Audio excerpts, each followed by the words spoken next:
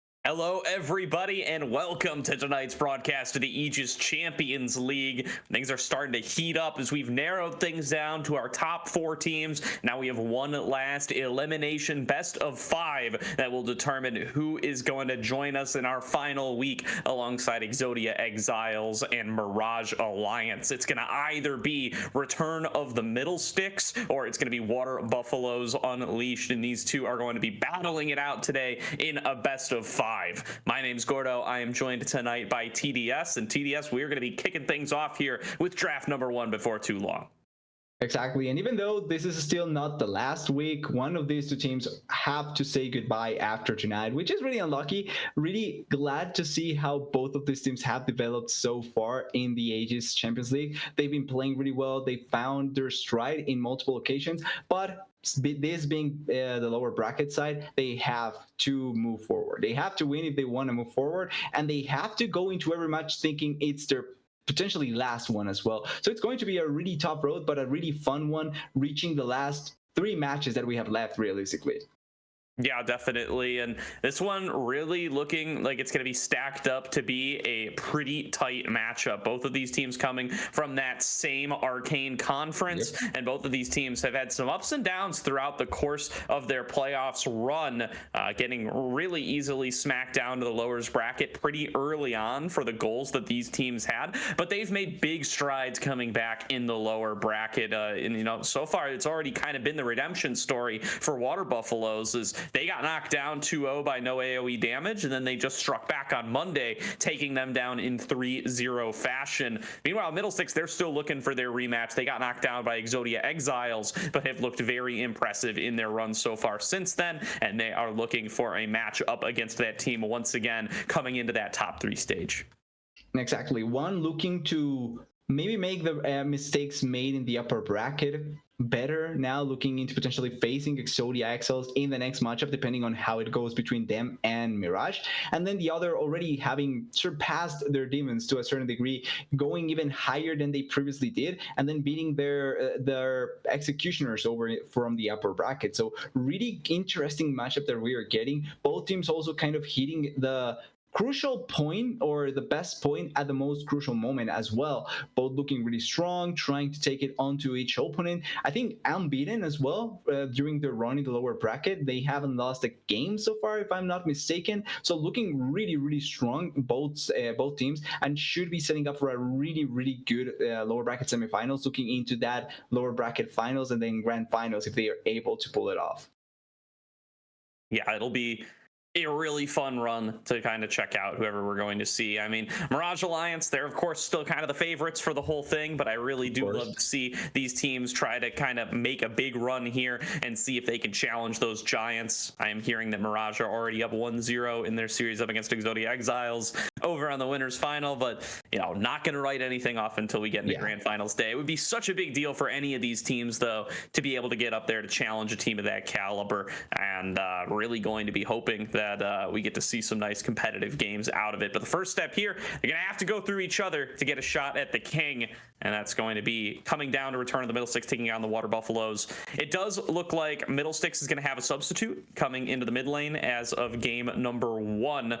So it looks like Max is not going to be able to join us until a little bit later. So a little bit unlucky there. It should only be for 1 game. At least that's what we're hearing. So there's some space to, of course, still come in with the full roster a little bit later on. But as of right now, it does look like they are going to be running a different starting mid laner.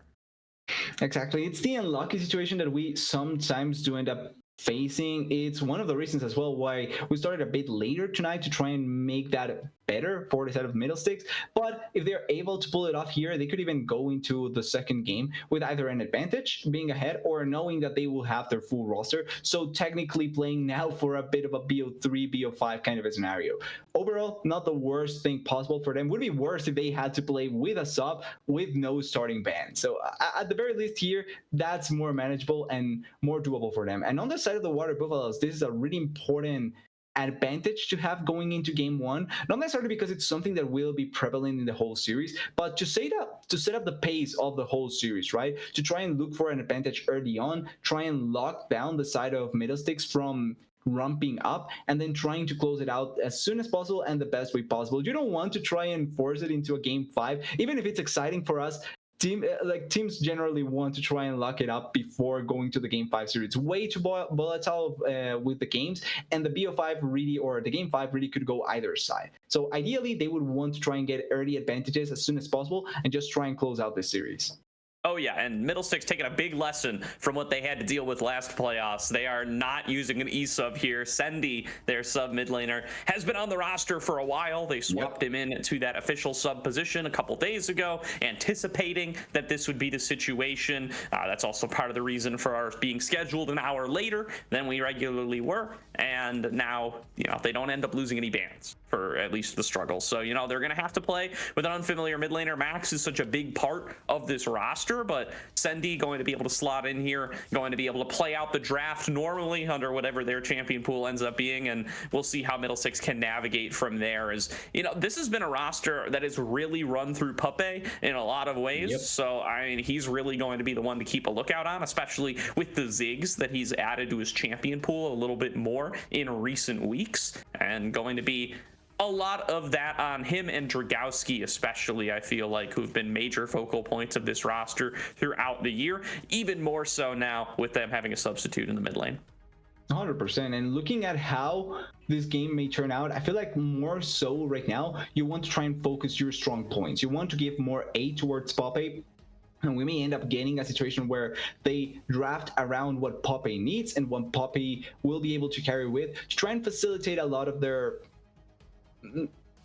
union as a team. I would put it like that, like to make it easier on the team overall. I feel like that's the best way possible to play. And Puppe, like you've shown, like you've said, it's a really consistent AD carry. So as long as they are able to play around with it as effectively as possible, this game 1 could be a really difficult task for WBU if they are not careful enough.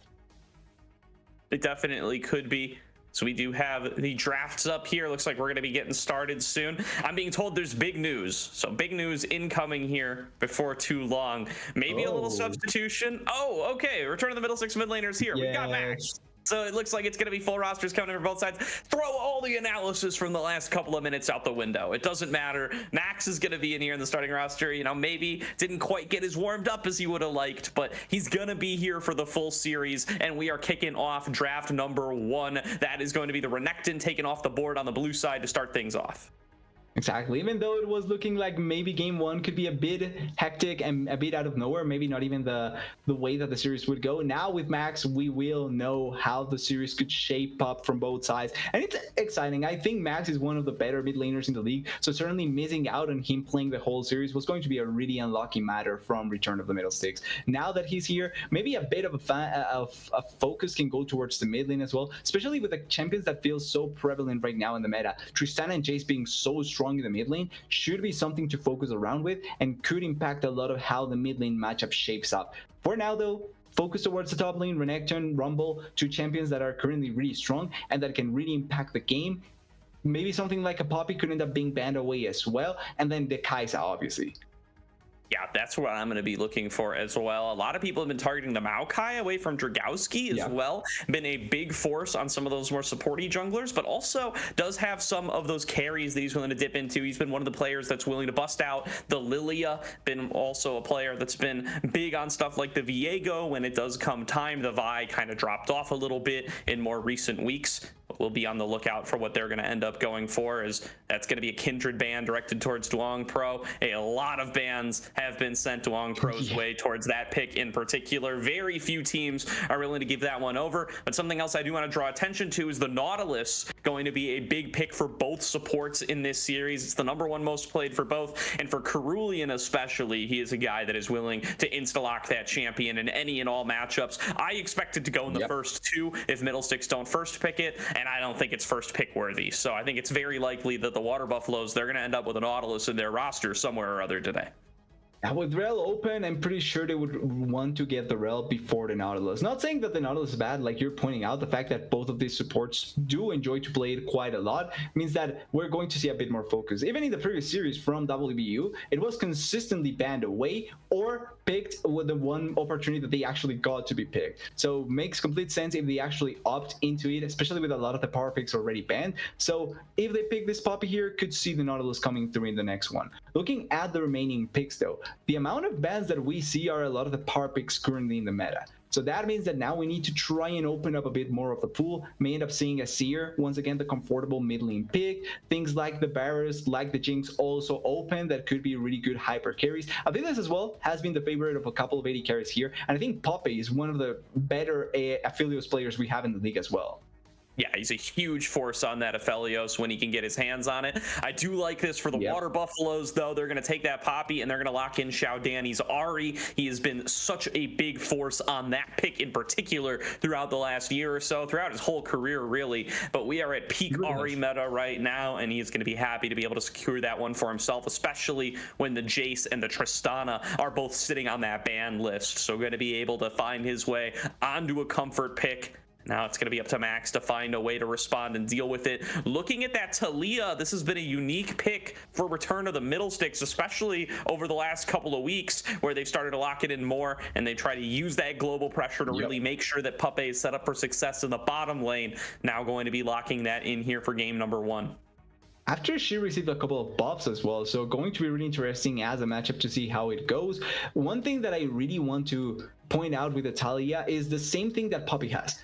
Steadfast presence denying dashes, Talia being able to deny dashes as well. So you have to be extra careful about you try to approach certain fights now, because if, for example, WBU goes for the Nautilus here, now you have a champion that can really interrupt those dashes effectively, and even if someone gets caught out of position, the Talia may be able to aid them really well without putting herself into a tough spot. Going to be a really interesting interaction overall between the Poppy and the Talia, and how much value can both of these champions find. And then the Saya, really safe pick, the ultimate to try and counter essentially everyone, and really, really great late game. Yeah, Zaya, another big pick for Puppe here. They just decide they want to have that ability to kite back and to self-peel when you're paired up with such a heavy engaged support like the Rel. And on top of that, you're going to be getting dove on by Xiaodani at fairly many points throughout this game. Now going to be the Varus locked in for the Water Buffaloes. They're going to take that one into the bottom lane.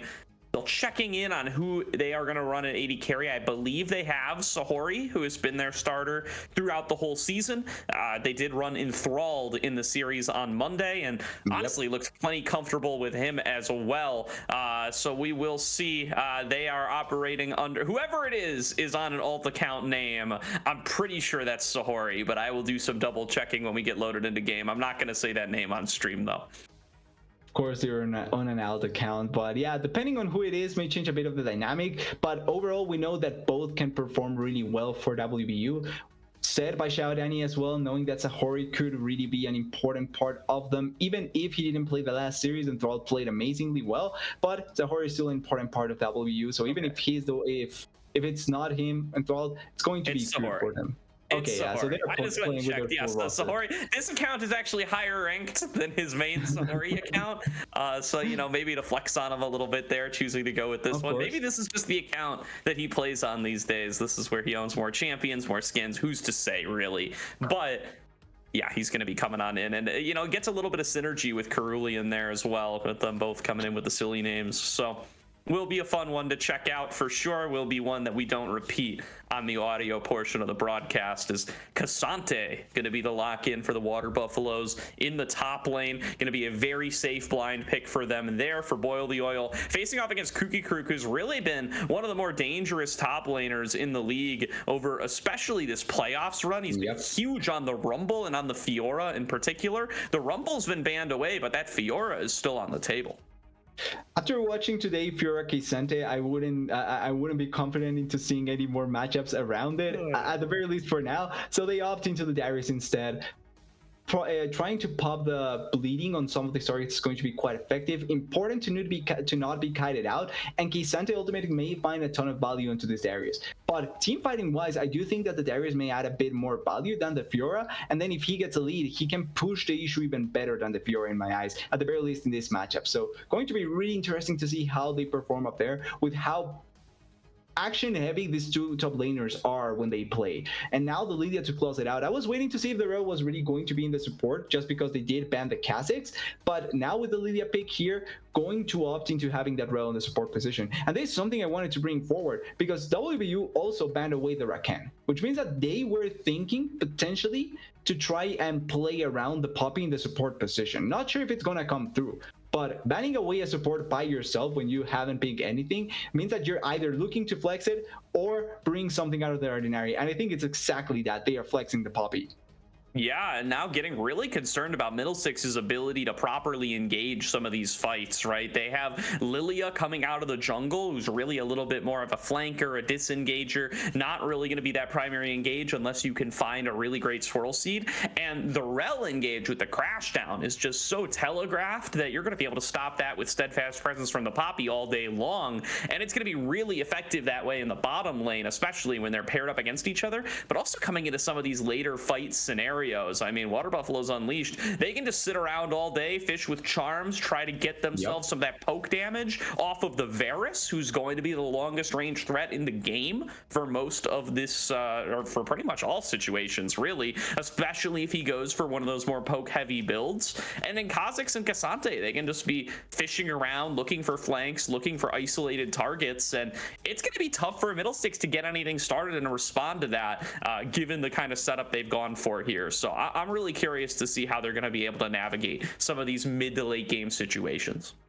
Yeah, thinking about it, actually, Cassante and Kha'Zix can work really well together because Cassante essentially isolates one of those targets by himself, and then the Kha'Zix can try and join in and solo them as soon as possible. This makes the team be a bit more physical damage heavy, so the area is going to be really important here in terms of the magical damage that she can deal, especially if WBU go behind in the game at any point. You need to have a specific source of magical damage, and if the area doesn't build into that, can be a bit tricky to try and play some of these fights. But overall, I do like the idea from WBU. They have good control in the lanes. Maybe top lane is kind of the harshest to try and play around, but the other lanes look really good for them. And as long as the Kha'Zix doesn't fall really far behind, could be a really, really impactful champion in this game. For Return of the Middlesticks, though, they have to look aggressively for fights and try and press the issue on this Darius. I feel like that's the way for them to really snowball everything. They have the Saya, so they can play safe bot lane, and then just try and pile everything onto top lane to try and make this Darius as strong as possible.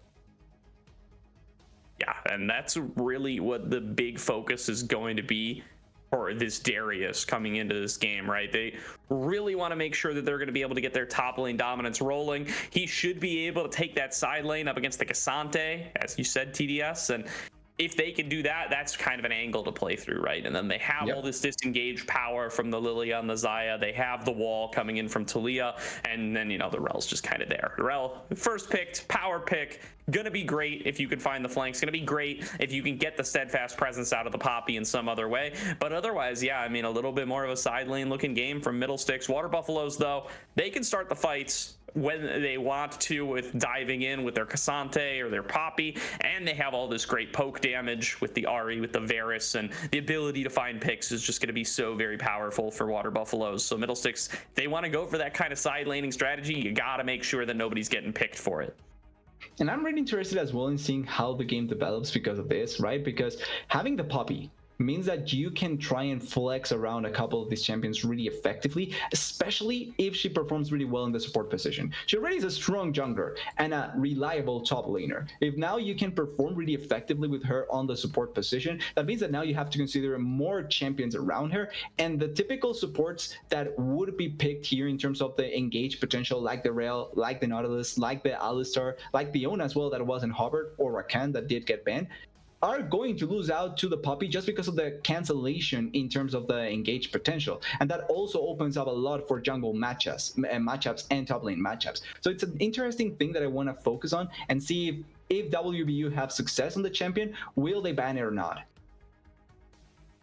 Yeah, definitely going to be a big factor that influences how the drafts are going to play out coming into the rest of the night. You can see we got all of our players into the lobby now, getting the in-client draft completed. You can see what their in-game names are going to be there, and why, you know, maybe we're not going to talk about Sahori and Cerulean too much by their in-client names, but that's perfectly fine, as now we are looking just to finish on up these picks and bans and get onto the Rift for game number 1. But a big journey for both of these teams to get here. They've played, I think, 5 series apiece. Yeah, they've been playing all the way since the first round, right? They didn't get those buys early on, and yet they fought their way into top 4 anyway. So been really big journeys for both of these teams and being able to finally get their way here. But one of them is going to be done at 6 series here. This is going to be the last series of the tournament for one of these two teams, and the other one will be, of course, moving on to that top 3, that losers final, to try to get a shot at an ACL title. It's always a sad part to see out for this sort of tournaments. Obviously, the lower bracket does give a second chance to them, but you still can see so much good improvement coming from both of them and still miss out on one of them because of how the format is set up. I loved how Return of the Middlesticks and WBU kind of changed things up from upper bracket to lower bracket, setting themselves up to try and improve on a lot of the things that we saw from them previously. And that way they've been able to keep themselves so long in the competition. That's why they are currently in the top 4. And one of them about to hit top 3. They could even look to try and go farther than that. We had a similar situation, I would argue, in the previous split where the UCI ended up being on the lower bracket semifinals, if I'm not wrong, and they had to do a bit of a run to try and reach the grand finals. They did. They got eliminated by the grand finalists themselves, so they were able to get revenge there. But it's something that maybe WBU or Return of the Middlesticks can accomplish as well, especially looking out potentially against the clear favorite that is already 1-0 up in Mirage Alliance. If they end up going there, the setup looks so nice for a David versus Goliath kind of situation in the grand finals.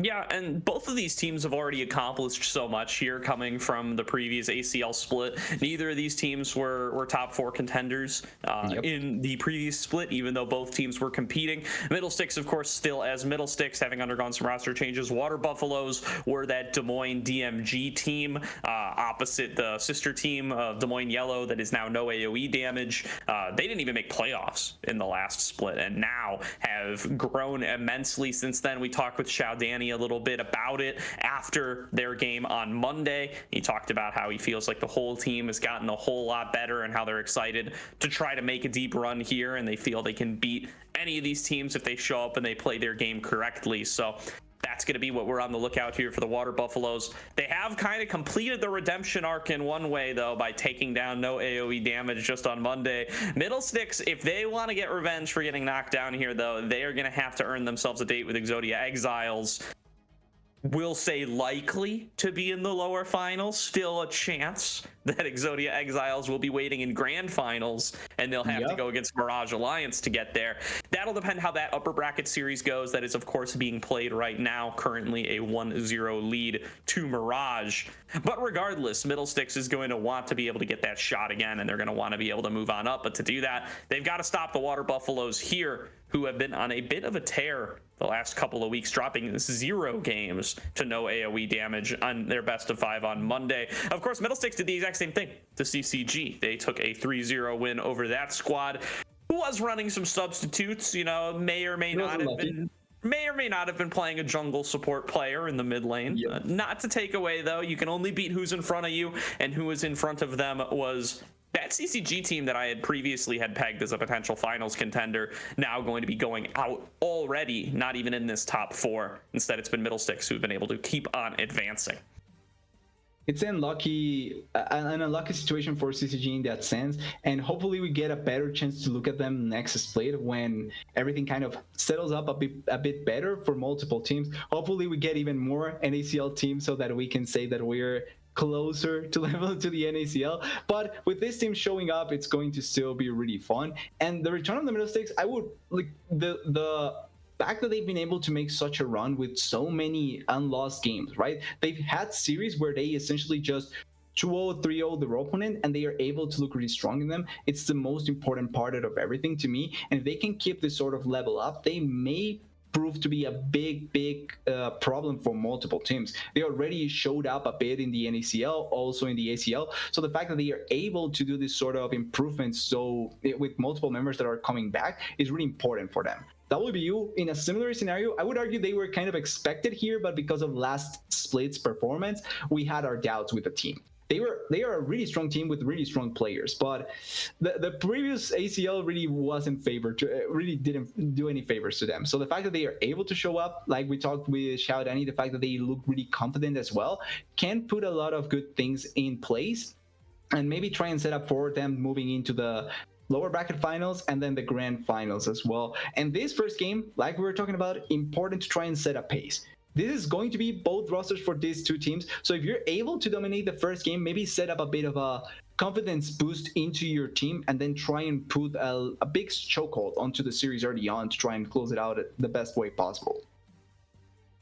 Yeah, and definitely want to be on that front foot, especially now that we've got full rosters of 5 for each team. Nobody coming in as a substitute, no excuses coming into this game number 1. They are both going to be at full strength now, looking into our first match of the best of 5.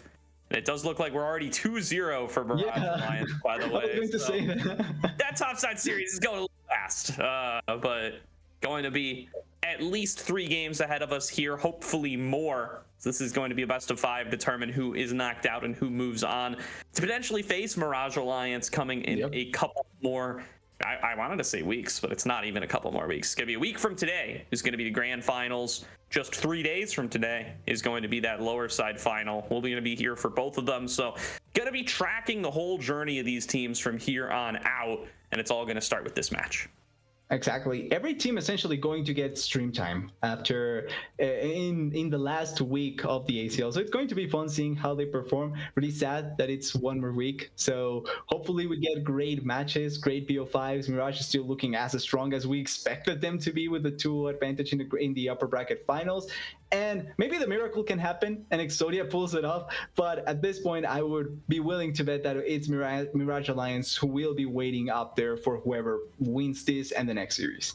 All right, it looks like we are ready to get onto the rift now for game number 1. Return of the Middlesticks taking on Water Buffaloes United, or Water Buffaloes Unleashed, rather, in our first matchup of the night.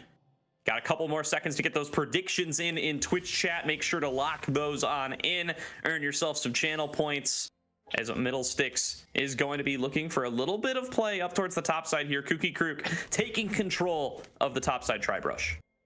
Already putting a lot of domination out there with the advantage that the Darius may have early on to 5. Bringing the Kazakhs could be really interesting to see a fight between them, but going to just gain back control of the tri-bush. Important to notice as well, no teleport on the Darius. Something that we typically see in the top lane, particularly with these champions that need to close the distance as easily as possible. But if it turns into a game of controlling side waves and controlling the map and teleporting into play, that may impact a lot. Oh, nice damage. All right. Little early first strike proc there for Max. So we are going to be able to push them further back. Turn of the Middlesticks starting things off, going to be able to take that ward as well. Last hit on that went over to Kooky Krook, will help them on the path to level 2. And Xiao Danny getting a nice trade on Max though as he comes back to lane, but still this is a win for Middlesticks. This is how they want to get their jungle clear started, and now a level 2 Lilia going to be paying a visit to Xiao Danny. He's going to have to be careful here, going to at least take a fair bit of poke damage. Yeah, cute attempt there, trying to go for the play. They 100% knew that that was going to happen since Lydia was topside and the red buff wasn't taking since there was a ward put by the Cassandra down. But still, taking away the birds to start off really well for this Lydia and to try and put down the Kha'Zix as soon as possible. As we've talked with the Kha'Zix, a champion that needs to snowball really effectively, that wants to get towards his upgrades on the ultimates, so he wants to try and keep the pace as good as possible. And this is a really good way to try and deny him. So he's going to steal the blue buff. Really nice idea. Yep. Going to go for the vertical jungling here. No buffs have been picked up by Dragowski yet. And Duong Pro looking to try to strike first and get one for himself. And it doesn't look like Dragowski's even fully aware that this is going on. That word came down a little bit too late to spot out Duong Pro. So might be giving a false sense of security to Dragowski that his blue buff has not been started up. Exactly, could be a really good setup as well, looking at top lane with the lane getting pushed to try and go in and blow something out of the Darius. Bot lane though going a bit more in favor of the Saya and the Rel, so the push advantage here may favor Lilia to try and look aggressively into her blue buff, into the blue buff from the Kha'Zix, but she's going the opposite path, so this is going to be an advantage for the Kha'Zix. He's going to get really good value out of the play overall. Definitely. And yeah, Dragowski just pathing on up here, hoping that there's going to be camps here once he finishes the Wolves, expecting that there's going to be some gold to be gained, but it's all been taken away. This is a heartbreaker for Dragowski here, who now is going to be low on mana. Their only real option here is to go for a little play topside, but if Boil the Oil is smart about this, he's going to realize through process of elimination where Dragowski's likely to be at this point. Oh, a big trade in mid lane by Max, though, pulling Xiao Danny out of position. That should force a recall out of this Ahri. I mean, it is so dangerous to be up here at this point.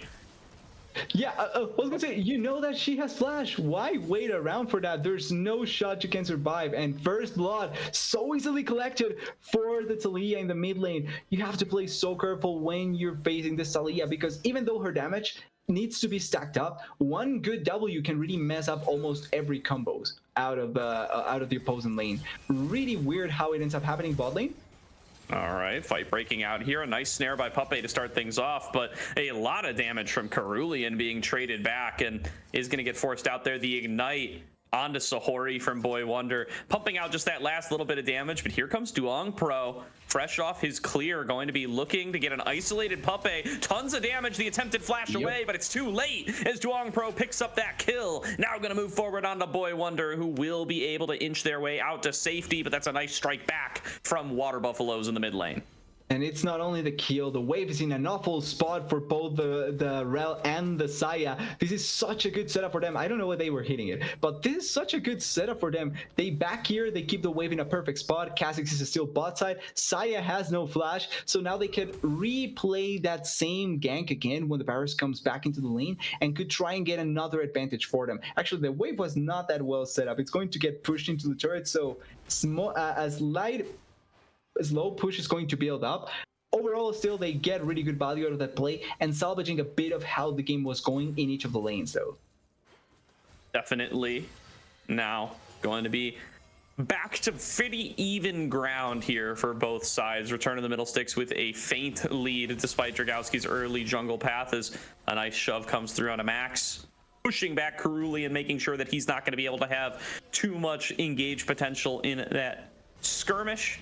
Now stepping forward, the recall was completed for Duong Pro, so not going to be much else to find here. Maybe a little bit of vision for Boy Wonder. Yeah, mainly it's going to be the vision control, the fact that they know that nobody is down there on the jungle, and the dragon control as well. That early control going to be so beneficial for the side of Return of the Middlesticks, and taking this first dragon, the fact that it's Cloud means that they are setting themselves up for that really good potential soul later on. They have to be careful though, they cannot push too much if they want to fight this. And Xiao Danny sees that the dragon is going in, but he's going to get scooped in by Boy Wonder. Nice combo there from Max, and the attempted dash away just going to find more rocks, but he does sneak out of there, and he does manage to pump out the damage. That's going to be 2 kills picked up for the Water Buffaloes as Puppe is stepping forward, getting aggressive onto Sahori, but will be punished for it. A double kill is picked up for him, and that's going to be a 3-0 fight for the Water Buffaloes. Exactly, with the flash still up for the Barrows there, able to evade the arrow, the feathers. That was going to be the difference maker in that play, and it was looking kind of bad for WBU with how it started. Kha'Zix was far away, Xiao Danny gets engaged on, so almost is looking like a really bad play. But then they turn it around immediately, really good positioning for the from the other members, and D1 Pro able to get on time to the play, collapsing to get multiple kills. They may have lost the dragon, but the value that they get on the multiple champions, it's so good. Yeah, great chain CC onto Xiao Danny to start things off, but it just doesn't matter. He just shrugs it off, dashes his way out of there. He's got more Spirit Rush charges than they have ways to lock him down, and the damage just doesn't come through in time. He's able to stay alive. He's able to fight it out, and it's Sahori who really profits here. He's got 2 kills now on this Varus, going for the DPS and not the poke style, and it's going to be huge for him to be able to get onto these item spikes earlier. It's going to be really nice for them, especially with how the lane started a bit for Xiao Danny as well, right? Giving up that first blood, looking like maybe the Taliyah was going to get the advantage and gain the control over moving around the map. But with that kill or those assists going back, the fact that they gain a lot of gold into their pockets means that now the mid lane matchup close to back to even, and keeping the max on the mid lane without moving around a lot from this Taliyah can be really ideal for their comp. Yeah, definitely is starting things off. Going to be a little trade back and forth in the top lane, but Water Buffaloes now feeling a lot better across the map. Duong Pro now paying a little bit of a visit up towards the top side. Well, the oil doesn't pull Kuki Kruk back in. Kuki Kruk should be able to just walk this out, but here comes Dragowski. They do have level 6 on him, so he could put somebody to sleep. Duong Pro avoids the Dream Dust, though, and Swirl Seed doesn't find its mark, so they will be able to back on off. They don't find the mark with the Kha'Zix, but they do have good control over this top side. They are going for the Herald here. They have the ping ward on the side, and they also should have first move depending on who gets the better push here on the mid lane, which should be looking like a potential fight. It's a 3v3. The bot lanes are all in the bot lane. Definitely. Now starting off onto the Rift Herald, going to be a little bit of a 3-on-3 here. It did end up going on down. Flash in from Xiao Danny. Great damage out of Kuki Kruk, but he does end up going down. Dragowski actually was the one who dropped there, and Kuki Kruk now trying to fight this out. It's the first reason of the fight, but the damage is too big from Duong Pro, and now here comes Cerulean arriving all the way from bot lane, and there's no match on this one. Max is going to have to back away. 2 kills for 1 in favor of the Water Buffaloes, but the Rift Herald is picked up by Dragowski. Yeah, the only one that follows is the Poppy. Maybe they try to dive the Barris here, though. He's alone. They know that Poppy's not even close. He has to run away. He has no flash. Ooh, great snare really set up from Puppe there, and now he can just chase down Sahori the rest of the way. There is a shutdown on this Varus. They will pour a lot of resources into getting into Puppe's pockets, and he's got it there. Now going to be able to back away, going to be able to finish off the wave. Maybe going to even be able to cash out some turret plates. I mean, Xiao Danny is the only one besides Cerulean coming up here. Now Cerulean going to find himself outgunned. Flash forward, though a great charm landed by Xiao Danny, but Puppe will be able to get out of there with his own cleanse and flash.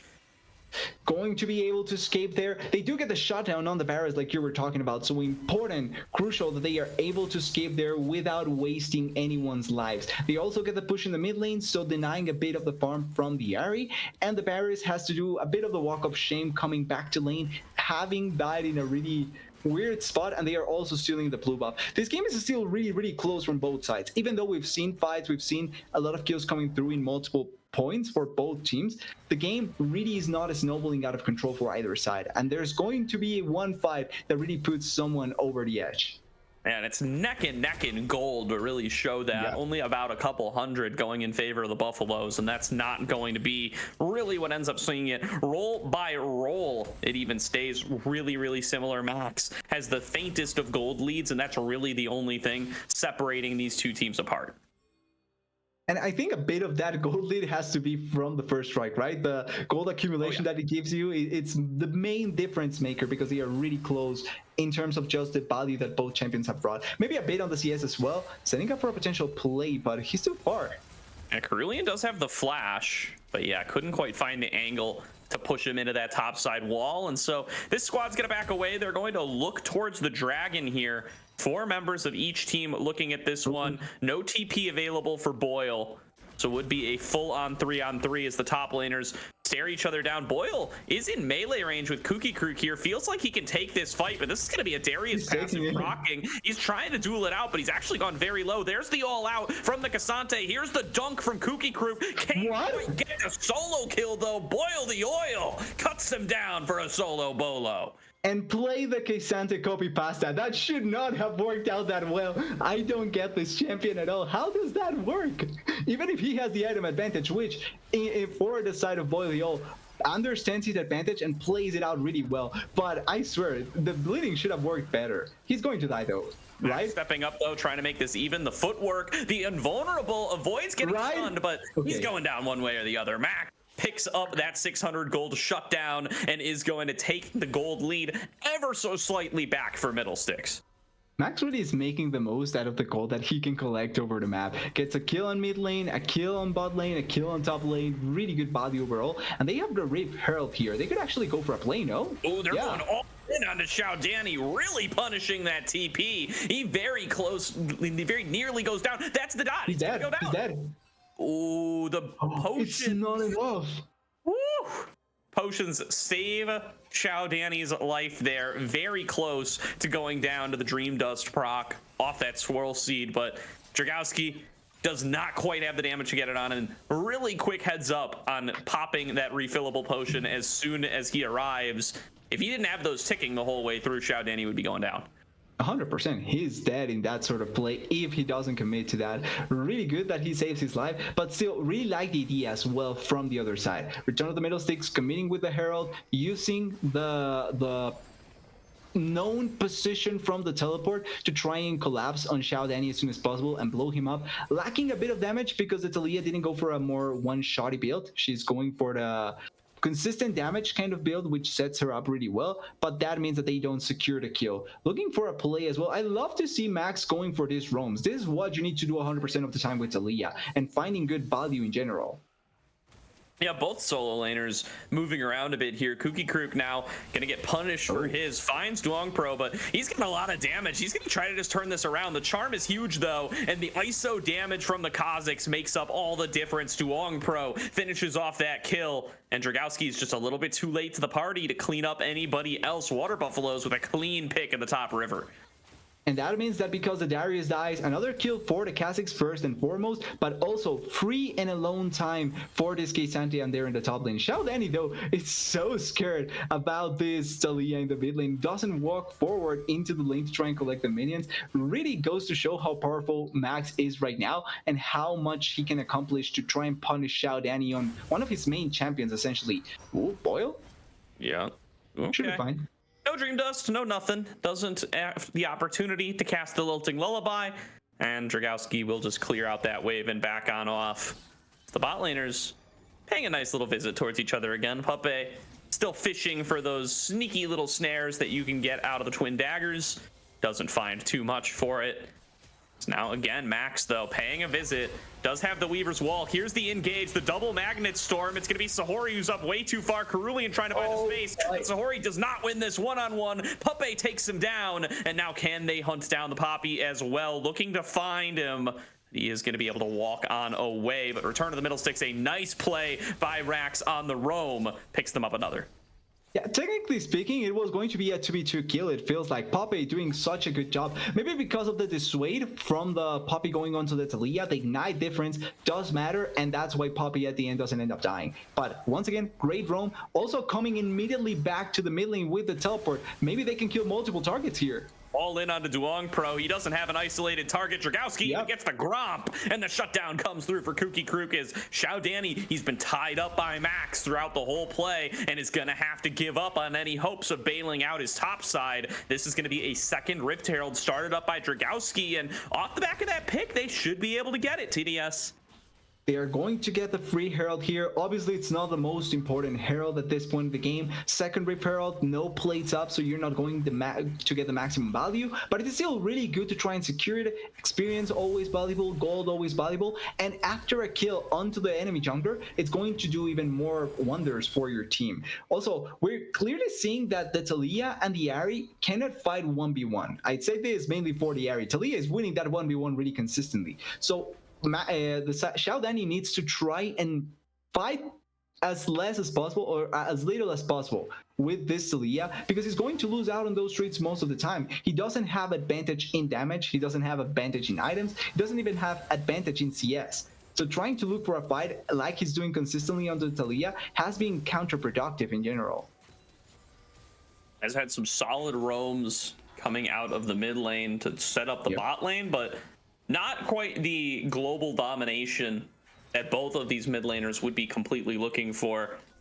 Max, though, has definitely had the better end of the stick so far. Dragowski now fishing around, gets the Dream Dust onto 2, doesn't decide to pop it. Kooky Krook is coming down. All 5 members of the Water Buffaloes are in this bottom river. They want this dragon number 3. They want to fight around this. Lilia, though, like we were pointing out, really strong. Oh, the engage. Okay, only got that and the 1.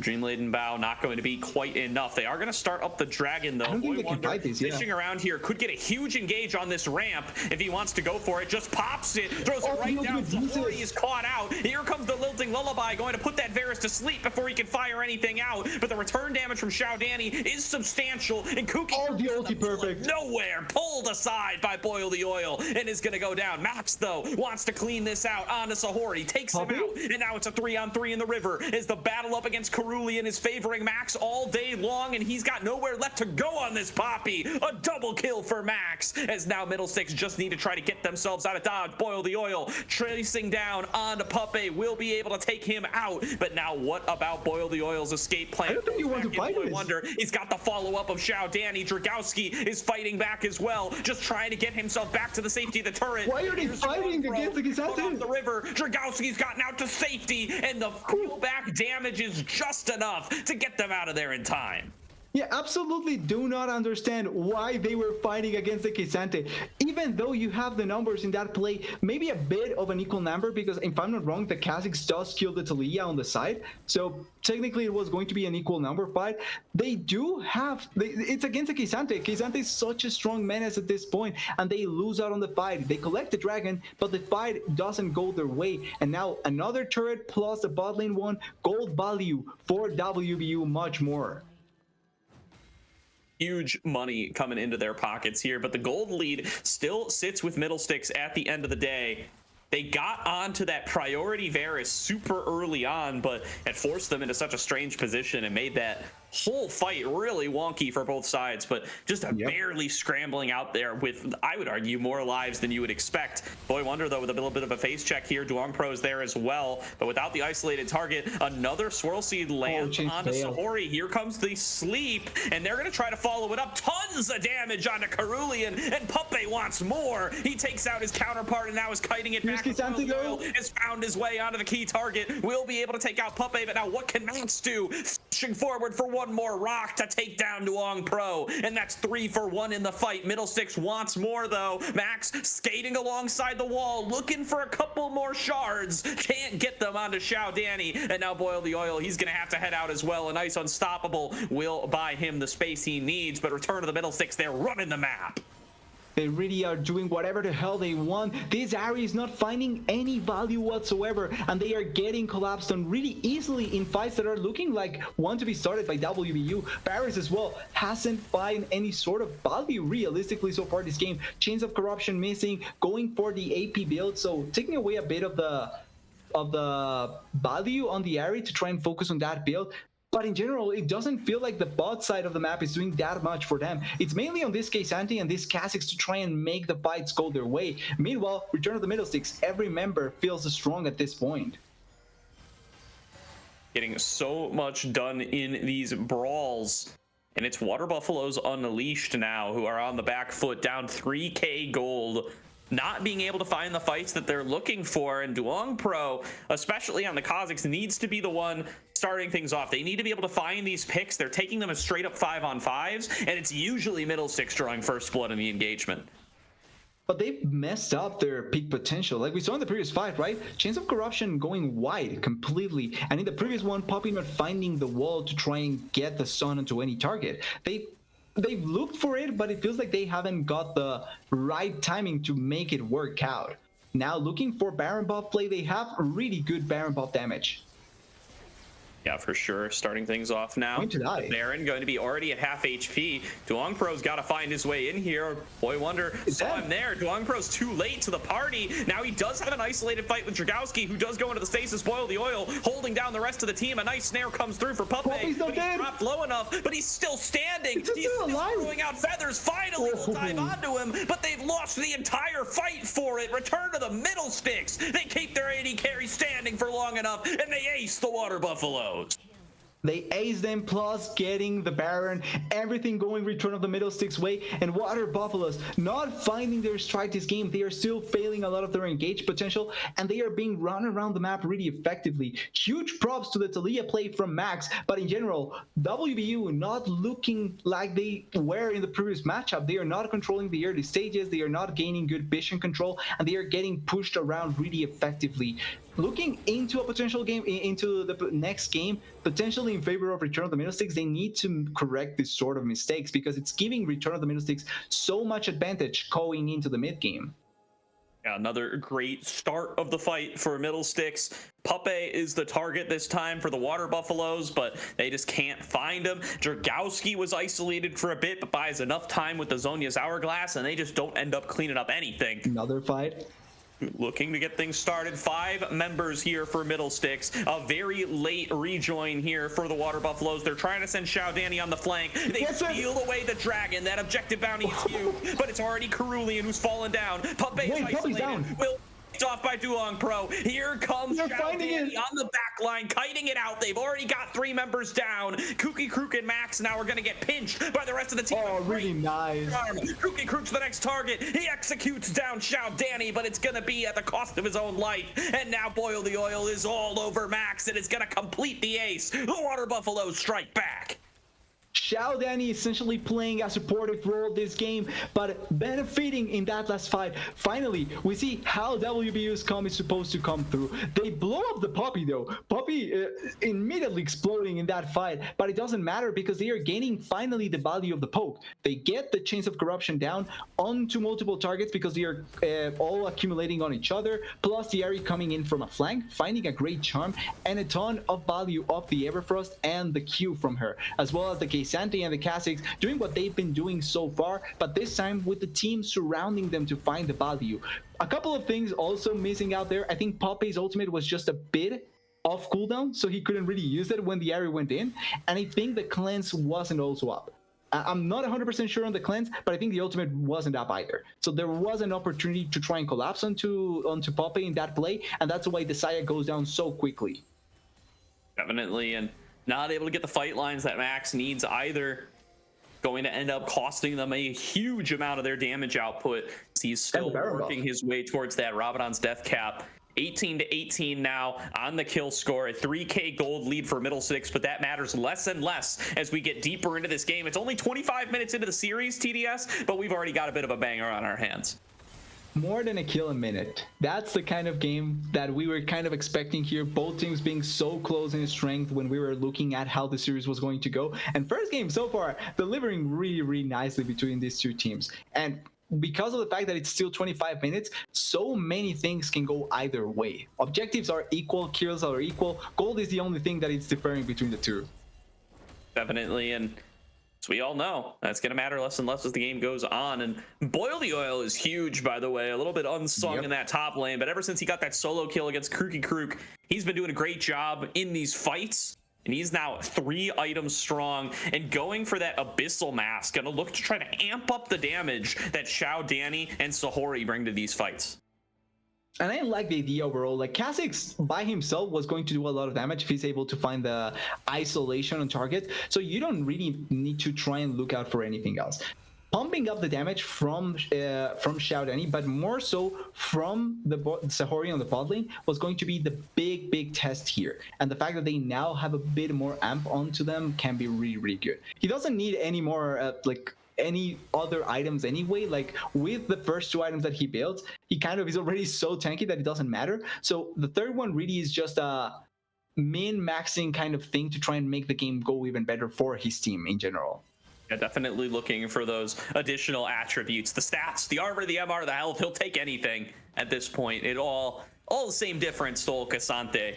would like to have more rather than less, but the specifics, they don't matter too much against this composition. As Duong Pro thinks he sees Cookie Crook here, gets one isolated Q, but not much else, and is just going to step away, making sure the Cookie Crook's aware of the pressure. But Duong Pro showing on the bottom lane means Middlesticks can kind of try to step up here across the rest of the map. Instead, though, it's Dragowski trying to make it a 2-on-2.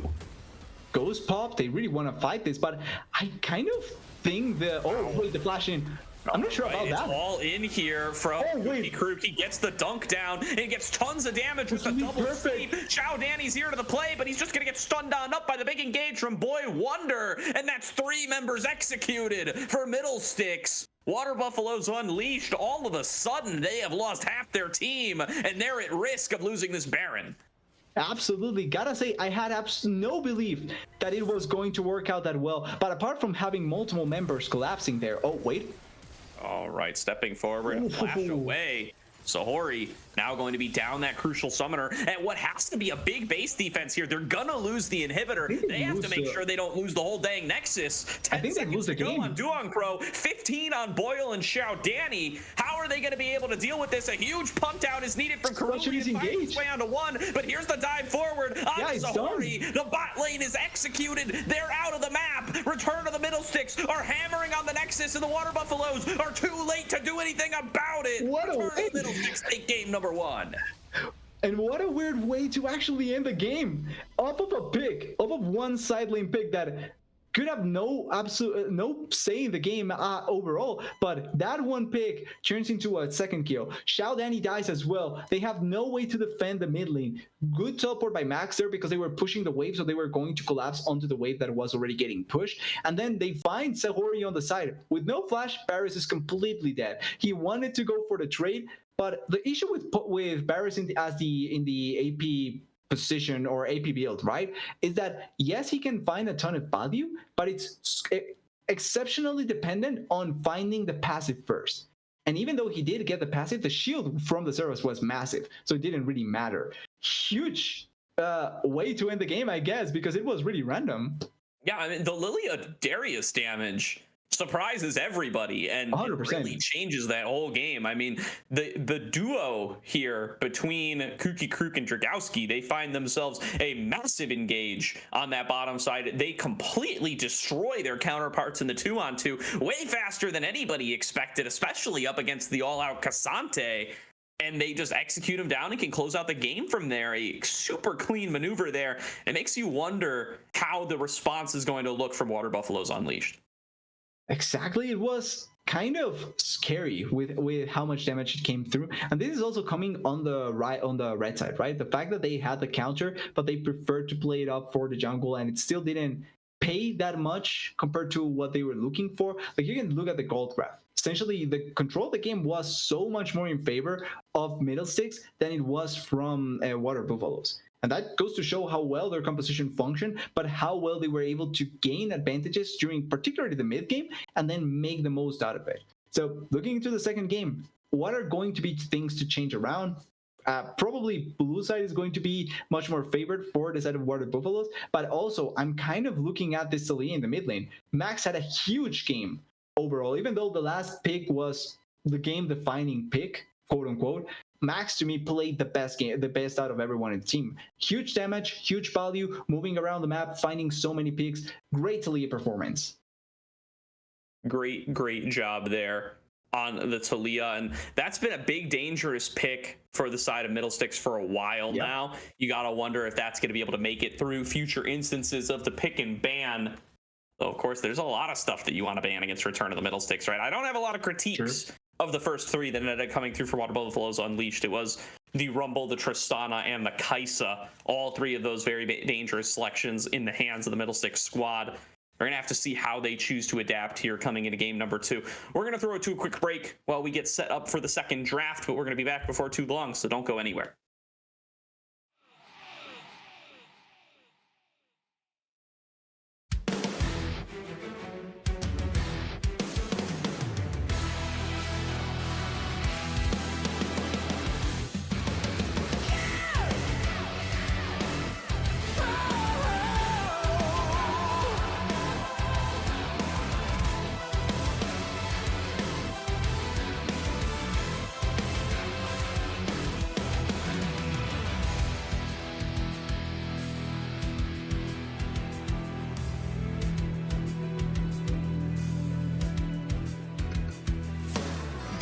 odds move closer, but with the deepest red.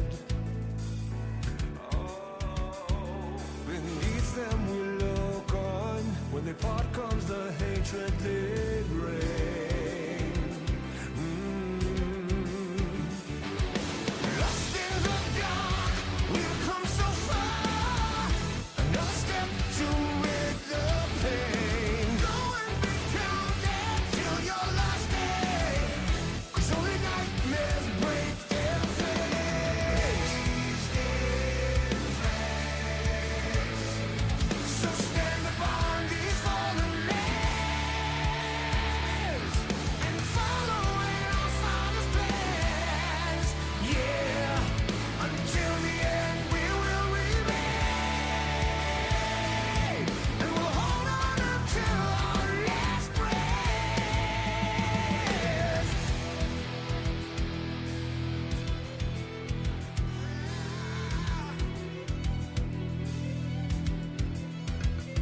So what is to be left for us? My people look on and say,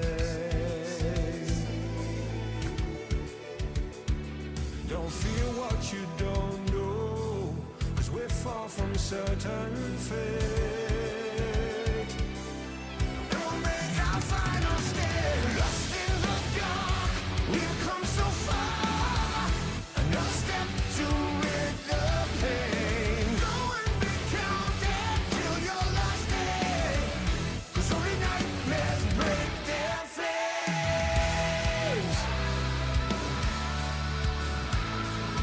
So stand upon these fallen lands and follow in our Father's plans. Yeah, until the end we will remain, and we'll hold on until the last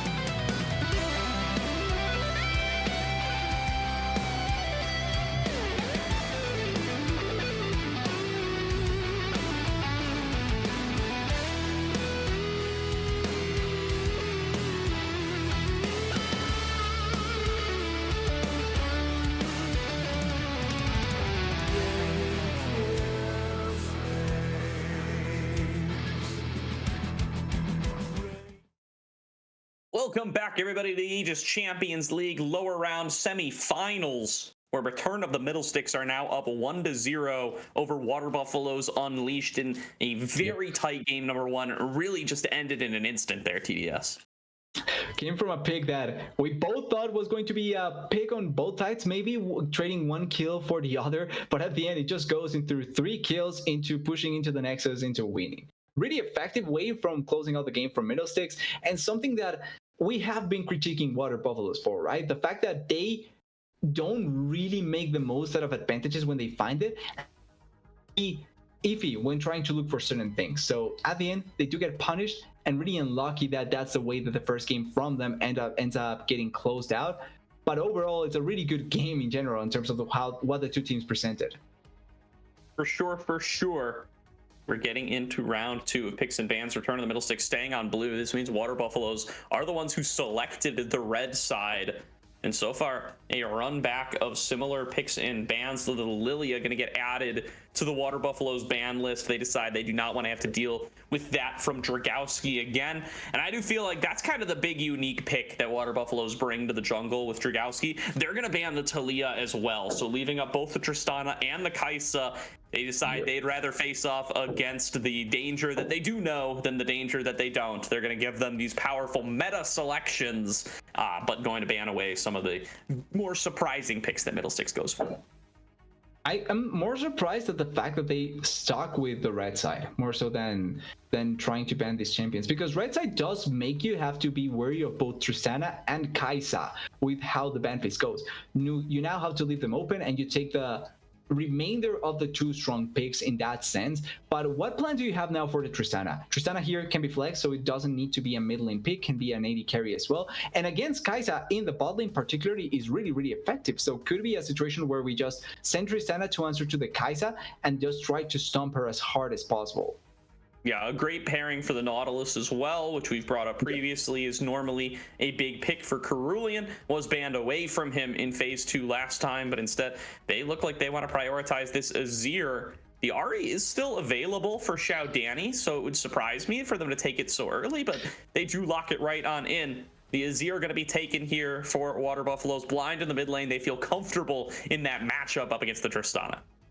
Yeah, not gonna lie, I thought they were going to go back to the Ahri, not because it's better or not, but because they banned the Talia. So I thought maybe Xiao Danny would want to try and repeat with a champion that he's comfortable, and he's not going into the matchup that did end up affecting him quite a bit. But this is a more consistent champion, more value in the whole game compared to the Ahri, where she has more spikes, and then trying to play her out as best as possible. On the other side, the Rel and the Poppy getting picked here, so stealing one of the picks from WBU, but also kind of making it clear that they want to try and flex this around. And then the Alistar getting picked as well, was banned in the second phase in the previous game, but this means that no Nautilus for either team, or at the very least, it's looking like that.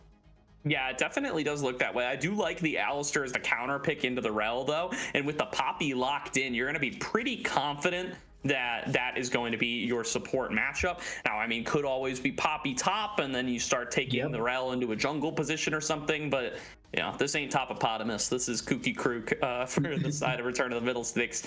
I think he's going to be on something other than the Poppy. He has played it, though. He has played Poppy top already this season. It's in his stats. Don't think he's done it for a while. I don't think he's done it in the playoffs, but is something that he has in the back pocket if that is a flex they decide to go for. It's going to be mid laners banned out for Water Buffaloes here. They're still not convinced this Tristana is going to be in the mid lane. And they shouldn't really, being honest here. Really good flex champion, like we were talking about, dumpsters the Kai'Sa if you're really good at it, with a good support pairing, so have to be extra careful about it. I'm curious about what they will opt into here, because they haven't picked their jungler nor their top laner. Ideally, you would want to keep the last pick for your top laner, and after Boyle's last performance, I would argue that's the best choice as well. Go for a consistent jungler here. I was thinking Viego, but it's looking like maybe it's getting banned. So go for something like Sejuani. It's still a really good jungler, may get a bit affected by the Poppy, but overall not a bad choice. Maokai as well still has value, point and click CC, so not the worst choice. Instead of going for a carry jungler, the Graves, adding to the damage though, which is not a bad thing.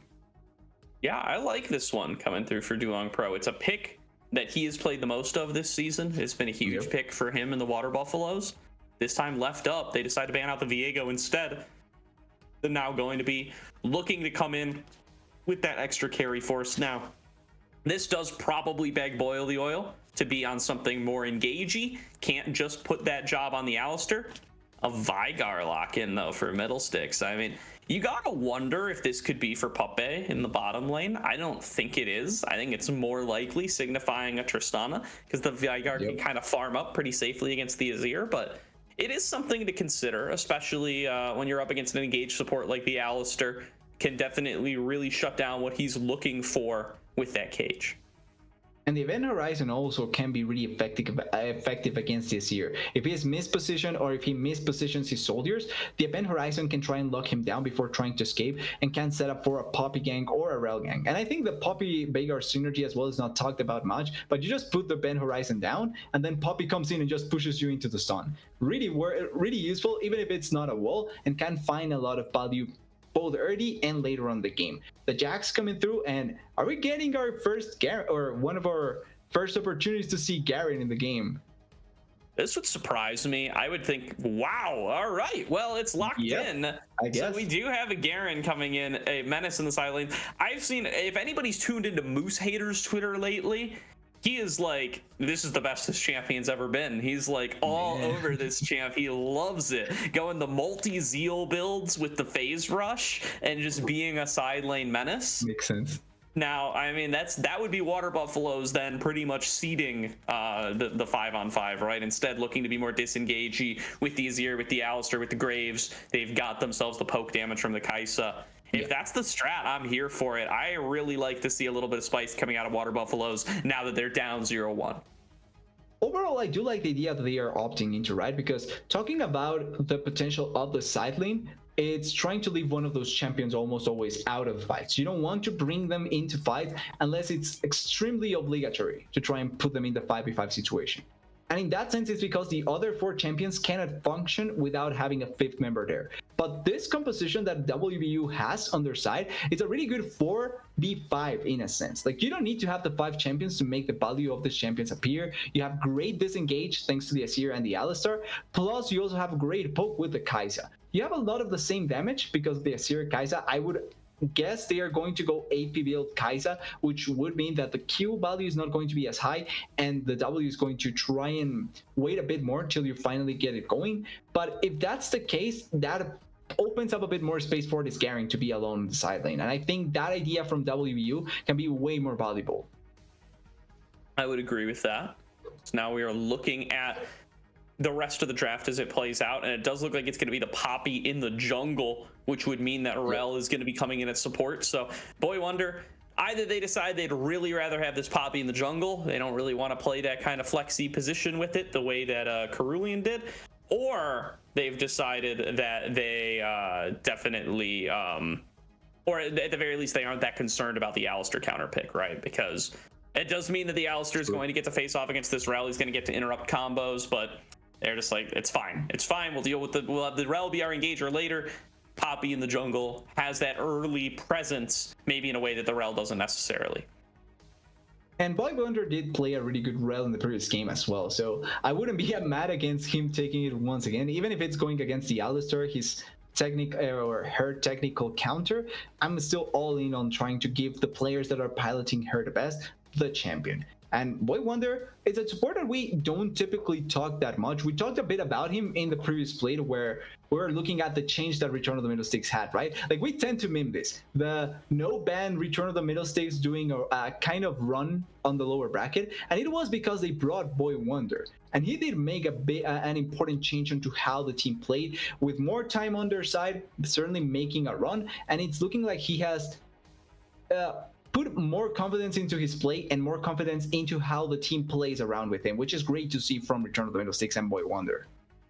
For sure. Predictions are live once again, so go and get those on in or our time runs out here. And getting excited to see how these teams are going to be able to navigate another matchup. Max bringing out a pick that we have not gotten to see a huge amount from him in this Veigar.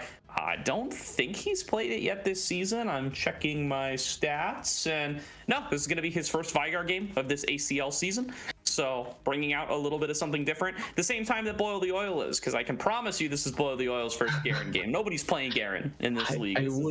This is some new technology coming out for the Water Buffaloes here for the playoffs. I wouldn't have expected someone to actually play the Garen before, so it's going to be fun seeing him being played here. Also, apparently, quick update, Mirage 130. So we already know who's their opponent in the next round. Exiles, Exodia Exiles waiting for them for the winner of this matchup. And with Return of the Middlesticks taking the lead, looking like maybe they're going to be able to take revenge. But since this is a second game, there's still going to be a chance for WBU. And with this composition, it's going to be a really fun game. Garen taking the Ignite, so going for the really aggressive approach. Yeah, this was not an easy game at number 1 for Middlesticks by any means, so I would not sit here and put money on a clean 3-0, but that's for you guys to do over in the predictions department. So feel free to make whatever choices you feel like, but I think Water Buffaloes Unleashed are really well poised to try to make a strike back here. Looking at the summoner spells, you can see Boyle is going for that Ignite, so not going to be the Ghost that you might see from some Moose Hater screenshots, but could be going for that Phase Rush. It is the Phase Rush. Yep. Is looking for that kind of side lane dominance, is going to be looking to take the fight up against Kooky Krook here. Let's see how he's going to be able to do it, because it's going to be and matchup that we don't get to see a ton of, especially in organized comp.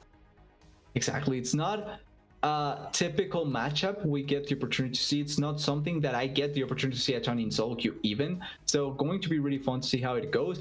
I would think about the matchup going like Garen doesn't get canceled with anything. So his Q going over the counter strike from the Jax, and then the E as well going over it, being able to proc a lot of the damage. And then also I think that it doesn't get stopped right with the stun, the Garen E, if I'm not wrong. So if that's the case, you can maximize your damage really effectively, but I'm not 100% sure on that one. I think it does. Okay. But definitely still going to have some great trading potential in there, just to be able to go in and spin on top of them and try to look for those big executes on the Demacian Justice. Do want to take a quick second here while we got 60 seconds left on the delay. Shout out Coachify, our sponsor here. Can find them right here in the corner when they do flash up. Coachify is a commission-free esports coaching platform that's currently in open beta. You could become a coach today by checking out that panel located below the stream. You can track your students, you can inspire them to succeed, and you can turn your passion into a career. So go check out that link, go check out the Coachify website for more information, and thank you to them once again for sponsoring our run here in the Aegis Champions League. And now that Emerald is a new rank that everyone is kind of getting stuck into, what better time to try and get Coachify than this one, where you can now get out of Emerald and be a diamond player that people actually do care about. Well, yeah, we'll see there. I mean, I've been denied my emerald so far, so we'll have to roll a bit higher on some of those solo queue games before I get to see the fancy new rank. But feels like it's gonna have the same problem that Plat always had, right? Where it's like it's just gonna be kind of green, and you're not gonna be able to tell it apart from Plat and Silver super well. So I'm excited to be confused for a Silver player all over again. That's been my life for a long time. So gonna be fun. See, that's why you stay in gold. Gold is the most obvious like medal that you can get. That and diamond. The other two, because even in the upper ones, like everyone has a helmet, so you can say this one is that one. Kind of playing around with that. But that it's something to talk about when solo queue is at the end of the season, where essentially everyone cares about solo queue at this point. We care about the ACL, lower brackets, semis. And with these two teams going with a fancy composition on both sides, it's going to be a really exciting game and could potentially put Return of the Middlesticks in the best spot for them to try and close out the series. The first game was close, so this second game I would expect to be something similar, but it's not weird to see close series that end up to the 3-0. Like, it's not a weird occurrence, and maybe this is one of them if Return of the Middlesticks plays it well. Very well could be here. Now we are just waiting to finish up loading onto the Rift before we're going to get things started, but going to be fun to check out this mid lane matchup in particular. It's a big change of pace from what we saw in game number 1. New champions for both players. The Azir has been one that's been really heavily played by Xiao Danny throughout this entire split, second most after the Ahri, so opting into maybe that second most popular pick for him, coming in the mid lane, knowing or expecting at the time to be up against this Tristana. Did kind of end up counterpicked a little bit there by Max, busting out this Veigar, something we haven't gotten to see too much of so far. Highlight exactly how that matchup ends up going as we are on to the Rift for game number 2. Return of the Middlesticks, looking to take us to match point. Water Buffaloes Unleashed looking to tie us up. Yeah, looking like maybe something could happen, maybe not, but the second game now starting. No level 1, it's looking like. Maybe actually. Okay, just a slight fight. Yeah, Duong Pro and Dragowski, they find each other. The buckler shield going to mean Dragowski ends up on top of that trade, and they're both immediately just going to look for those recalls. Nobody dies, which is the sad part out of the level 1s that don't turn. Oh, maybe? No, okay, just control. He's back to his old shenanigans. He's trying to keep that tri-brush. That's what he did in game number 1. He got forced out there by a multi-man squad of the Water Buffaloes. This time he's going to be able to just sit there, though. Going to wait, put presence, knows that the Graves potentially was backing, so more than likely it's not going to come there. And even if he did, he probably can't escape. There's not much that they are going to be able to accomplish onto the Jax at level 1 because of the counter-strike.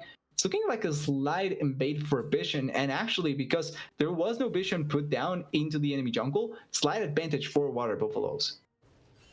Okay, now no. All right, as they're going to start things on off here, going to be a blue buff start for the side of the Water Buffaloes. Turn of the Middlesticks, they're actually starting Dragowski on the Birds. We'll show up to this red buff, though. We'll show on that early vision. Water Buffaloes can have a pretty clear idea of what's going on, but Middlesticks, they've started with a ward on the red of their own, and not seeing the jungler means just as much as seeing them. They're going to be pretty aware of where Duong Pro must be. It's a good way to try and guess what's going to come through and what's going to happen. Interesting, like we were talking about, I'm not fully versed on how the Garen Jax matchup goes, but interesting that he starts with the W, maybe to try and survive the early levels, and then I would assume at level 4 that's where we begin seeing the action from the Garen come through. Definitely is little engage being looked for here from Boy Wonder, going to pull in Cerulean. He's going to take a big chunk here. Didn't get to proc the Aftershock, so about half HP gone now to Puppe off that level 2 spike early on. Well played by the bot lane of Middlesticks.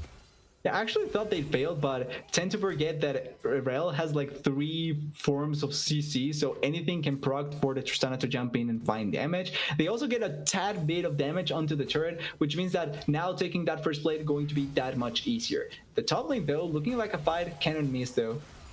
All right, they're going to be booting Boy Wonder underneath the turret. That turret shot's going to do a ton, and that's going to be first blood picked up for Sahori. The Water Buffaloes strike first in the bottom lane. As Kooky he's going too deep. He takes a turret shot as well and kills in both side lanes to the Buffalo. That's not the start that they wanted. Absolutely going to regret that jump there. Cookie Crook dying, and now the Graves has free reign to go into the jungle and try and steal this from the Poppy. He gets it actually. Oof. Flashing the mastery as well. There's a collapse coming through here. The TP back from Cookie Crook means that doesn't actually have too much space to play with. Will have to blow his flash, but he gets the camp. Now he's pressuring onto the Scuttle Crab, which it doesn't look like Dragowski's going to be able to contest. He's got the level advantage, and Cookie Crook now brawling with Boil the Oil in his own minion wave. See just how much he's going to be able to get back there. As Duong Pro still just trying to be a menace, still just throwing out smoke, just trying to make Dragowski feel uncomfortable in his own side of the map.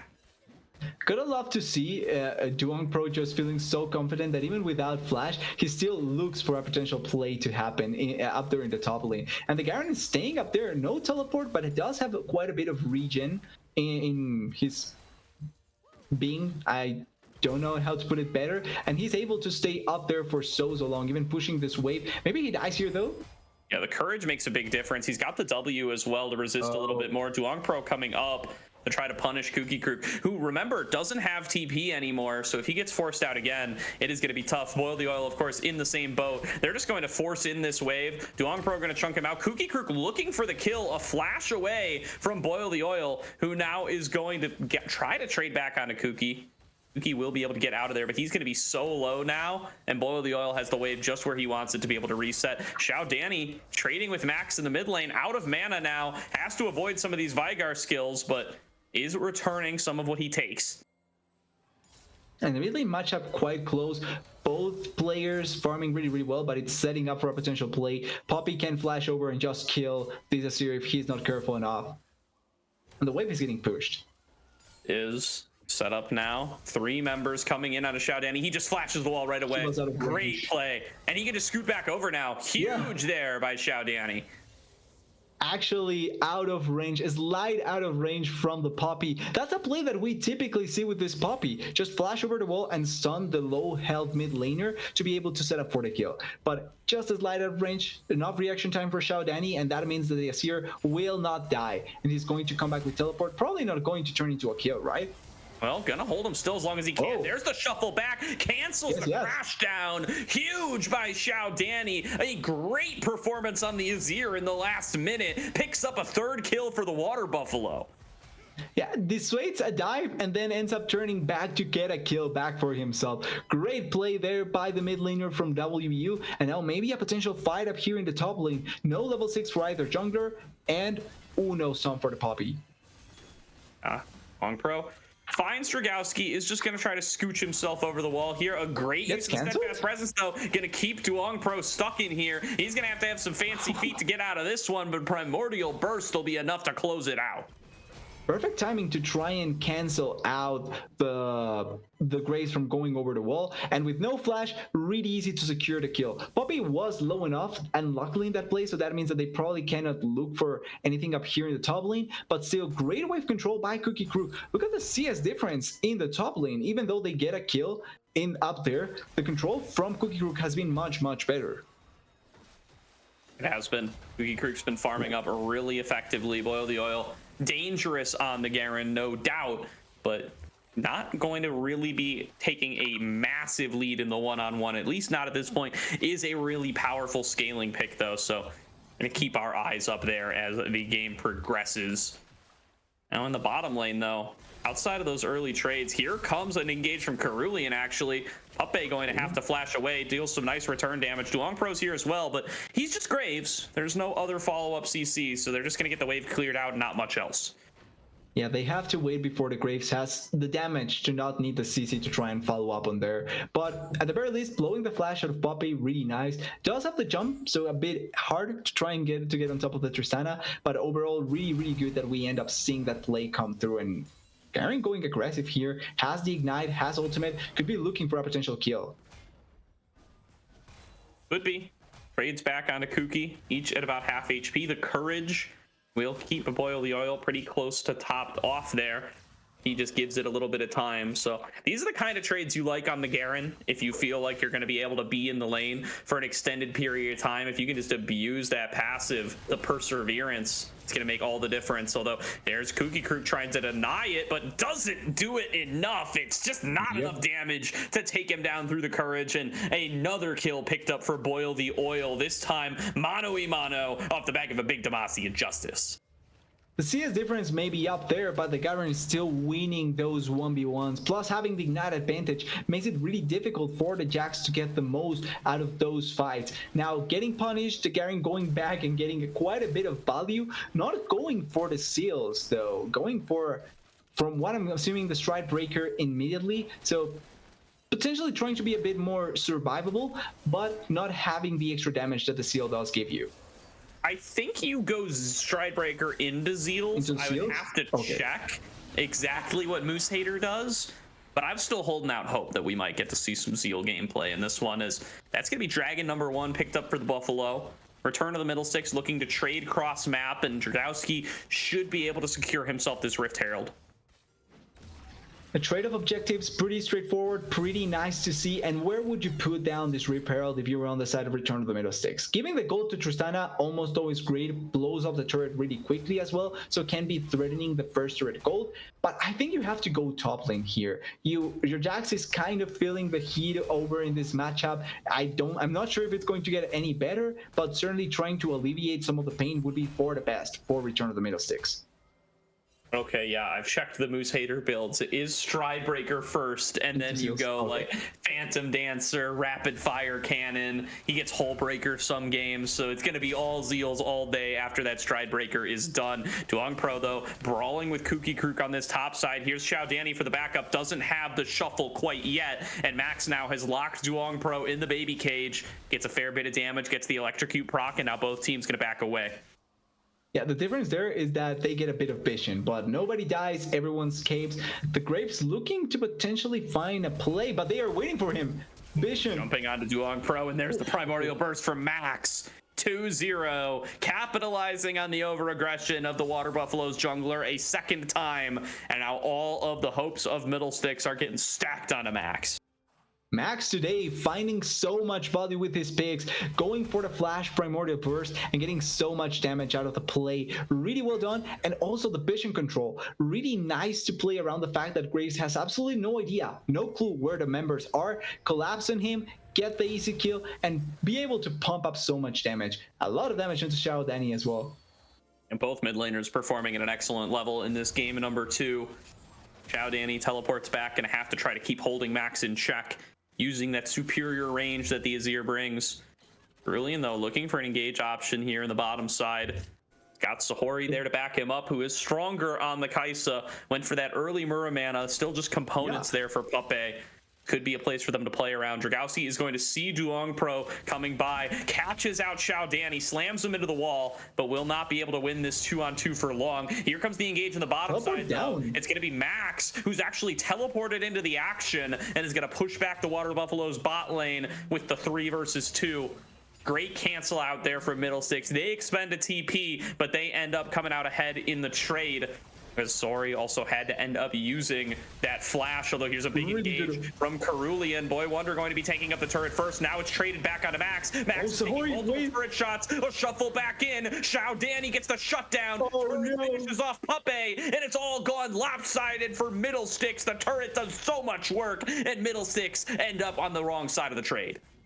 They get the value that they wanted, and I was waiting to see if they lay down the Rip Herald. They still have it, so I was waiting to see put down Rip Herald, go for the dive if you want to, or just take the turret. But they commit for the play too aggressively. Really well played by Sahori overall. They are going to get quite a bit of plates in the mid lane, but Garen also got a lot of plate value up there in the top lane. Now they're using the Rip Herald, so probably going to net them the turret. Yeah, big difference maker here is going to be that Rift Herald and that first turret gold. Yep. Will keep Return of the Middlesticks pretty much neck and neck with the Buffalo. But that shutdown gold going on to Xiao Danny is massive, and they're going to try to return some plates for themselves in the mid lane as well. These early plates still much weaker, much easier to take down. Boy Wonder, though, not done yet. Pulls in a fight for Kooky Krook, but it's going to be Cerulean here to interrupt any attempts at further engage. They're going to have to back away, but here comes Poppy. Xiao Danny. Slam Duong Pro into the wall, and they're going to take him down. Another kill goes over to Middlesticks as they are not done with this fight just yet. Puppey is returned to the action, and Xiao Danny's forced to flash over the wall, but there's Sahori landing a nice Void Seeker, looking for a killer instinct angle in this fight, but there's still a couple seconds left on the cooldown. The disengage will come through first, and Middlesticks, they just get themselves one for free. Moil the Oil, though, he's all in topside, flashing in, stride breaking. He's got the ultimate, but so does Max. He blows him up where he stands. Legitimately just pressed QWR and killed the Garen there. Great usage of the Everfrost as well. And this Veigar, Max, feels like he's unstoppable so far this game. Gets so much value, may have dived out one time, but the Veigar still doing everything that he wants and that he can to keep a good lead over Xiao Danny this game. Great plays there by Middlesticks to try to get themselves a little bit of something back. Max going to punish that over aggression, gets himself cashed out with a third kill. That's all going to be given more stacks of Phenomenal Evil. That's all going to be setting up for this Veigar to be a menace in the later game. And now more so than ever, so many of their eggs are in this Veigar basket. But now here comes Water Buffaloes again, fishing for an engage on the bottom side. Puppey going to get locked down by the stun. The killer instinct in from Sahori. And here's Xiao Danny. He gets blocked away by that steadfast presence, but he doesn't care. The carry's already down, and Boy Wonder is getting pushed deeper in to the members of Water Buffaloes. They get themselves 2 more. Okay, that was such a nice strike from the side of Xiao Danny. Moving over the wall, gets the pushback, gets the kill as well. Really well done by the Azir player. And they get quite a bit of value. Veigar coming in by himself could be a kill potential. Definitely could be locking down on to these 2 members. But Sahori, he's got enough damage to threaten them if they step up too far. Max, though, wants to cash out with some more kills. He's got Primordial Burst, but he doesn't land Event Horizon. That means they're going to have to settle for this dragon, but they do have priority over it. Pretty sure he bursts out every target over there. Pretty sure that's really easy for them to accomplish with the Primordial Burst. Not going to be that big of an issue, though. They're going to get this second dragon. Each team having a dragon apiece. The gold's still super close, and a lot of fights could go either way. One thing, though, that I'm kind of curious looking out for the Kai'Sa build. Man immune into potentially Nashers. Yeah, an interesting build for sure. Going to maybe a little bit more of a hybrid Kai'Sa, although here over the wall, Dragowski finds himself a stun, but might be in a little bit too deep, takes a big amount of return damage from Sahori, but the damage from Max, it pushes back the carries of the Water Buffaloes. They're too concerned about stepping forward because a Primordial Burst could just end it all. And look at bot lane, though. Yes, you may be able to dissuade the engage from the Poppy and not find that much value, but Tristana is pushing by herself. Oh, and they didn't even get the engage. Takes the tower. They're going to look for this Rift Herald. Xiao Danny will be there to stop the inner from going down. But this 4-on-4 without Xiaodani there could be dangerous stuff. Magnet Storm lands onto 2. Duong Pro gets blown up, but they manage to trade it back. Boil the Oil still has access. They get the sun. Mossy and Judgment. Dragowski might be in too deep, is going to get pushed back. Boil the Oil knocked out by that hammer, will be punted out, and now is going to be a disengage there. It's a 1-for-2 trade that favors Middlesticks. The bot lane has been stopped there by Xiaodani. Sahori and Xiaodani may be the strongest members right now for the side of WBU. Well, technically also Boil the Oil, but it feels like when it comes to fights, they cannot force anything to happen. And this is a bit of what we're talking about in the pregame, right? The fact that, yes, you have this Garen that will be a threat on the side lane, but also the fact that the 5v5 may benefit Return of the Middlesticks more. And at this point, there's not enough strength for WBU to try and play around that disadvantage. They are really not finding the value that they want, and they are just getting collapsed on and losing out on fights multiple occasions. Yeah, Rift Herald goes down there, does end up picked up by Middlesticks, who now have the gold lead back in their favor. Water Buffaloes trying to return fire, but they're just a little bit too late. They're behind on the play. And meanwhile, Kooky Kirk is still just pushing in on the bot side. He's going to be able to take out some camps. He's looking for flank angles. Really well played in the macro sense from Middlesticks to work their way back into this game despite some poor fights. Exactly. Keeping it close like we were expecting after that first game, making it so that WBU has to either work really hard for the advantage or for them to be able to try and turn around the game completely. Oh, wait, engage. Nice punt out by Cerulean will get them to safety. But now it's just going to keep on coming. Dragowski has nothing to stop him. He's going to charge forward with the steadfast presence. Xiaodani caught here, stunned up. Here comes the primordial burst. Max gets pushed back under turret, but it's too little, it's too late. Max, the mid laner for Middlesticks, continues to pop off in game number 2. This Veigar is showing up to be a monster, and Max to be showing up to be the player of the series so far, at the very least to me. So many good plays, so much value, so much damage coming in from the Veigar. And even though this is going to be not be the Crux Wade, actually. All right, there's going to be a ton of burst damage coming out of Max. Pushing back the remaining members. Sahori is stepping up. There's 2 huge engage sources. They're going to force him to flash out, and he just can't find room to hit. It doesn't matter how tanky this Alistair is. Puppe is over the wall, takes a huge chunk of damage, but there's 2 members of Middlesticks. They flip Sahori back in, and they send him back to where he came from. It's going to be Cerulean joining him right afterwards, and Xiaodani's teleport is for nothing as the 4 members of Middlesticks back on out. What was the plan by WBU there? They knew 100% that they were going to come through, and they still committed after Xiaodani already died, after the Graves also died. They were in no position to try and fight that, and they still committed for it. Now bot lane, Jax. Turning everything on to Boil the Oil, who is going to have to use this phase rush to spin it out of there. I mean, that's hilarious, but it does not really provide any distinct benefits to Water Buffaloes now, who are just starting to lose across the map. They're down about 3k gold now, TDS. Yeah, off of a couple of fights that feel really random from WBU, and now looking at the next dragon, by the way, really important soul to try and collect. It's going to be the Mountain Soul. Wade, Garen is too fast. Great dodge there from Kooky Crew. Great damage out of the ultimate. The Ignite's going to do it. Boil the Oil with a solo kill to try to push Water Buffaloes back into this game.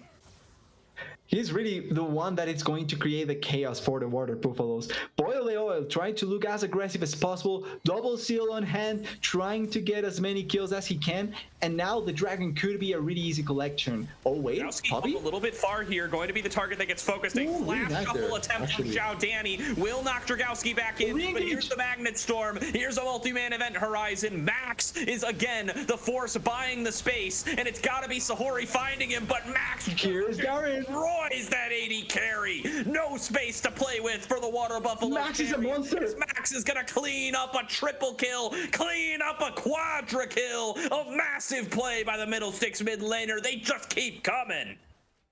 And to think that we were about to not see Max at all for the first game, and now 2 games back-to-back, incredible performances by Max so far, and with this Veigar carrying the team to a really good degree. The Tristana doesn't feel that great so far, hasn't had the most opportunities to show up, but this Veigar is doing everything in his power to carry the game out. Huge play by Max, huge performance so far by him to put Return of the Middlesticks ahead in this game, and he destroyed so many champions in that previous fight. Kaisa was there, and then she wasn't.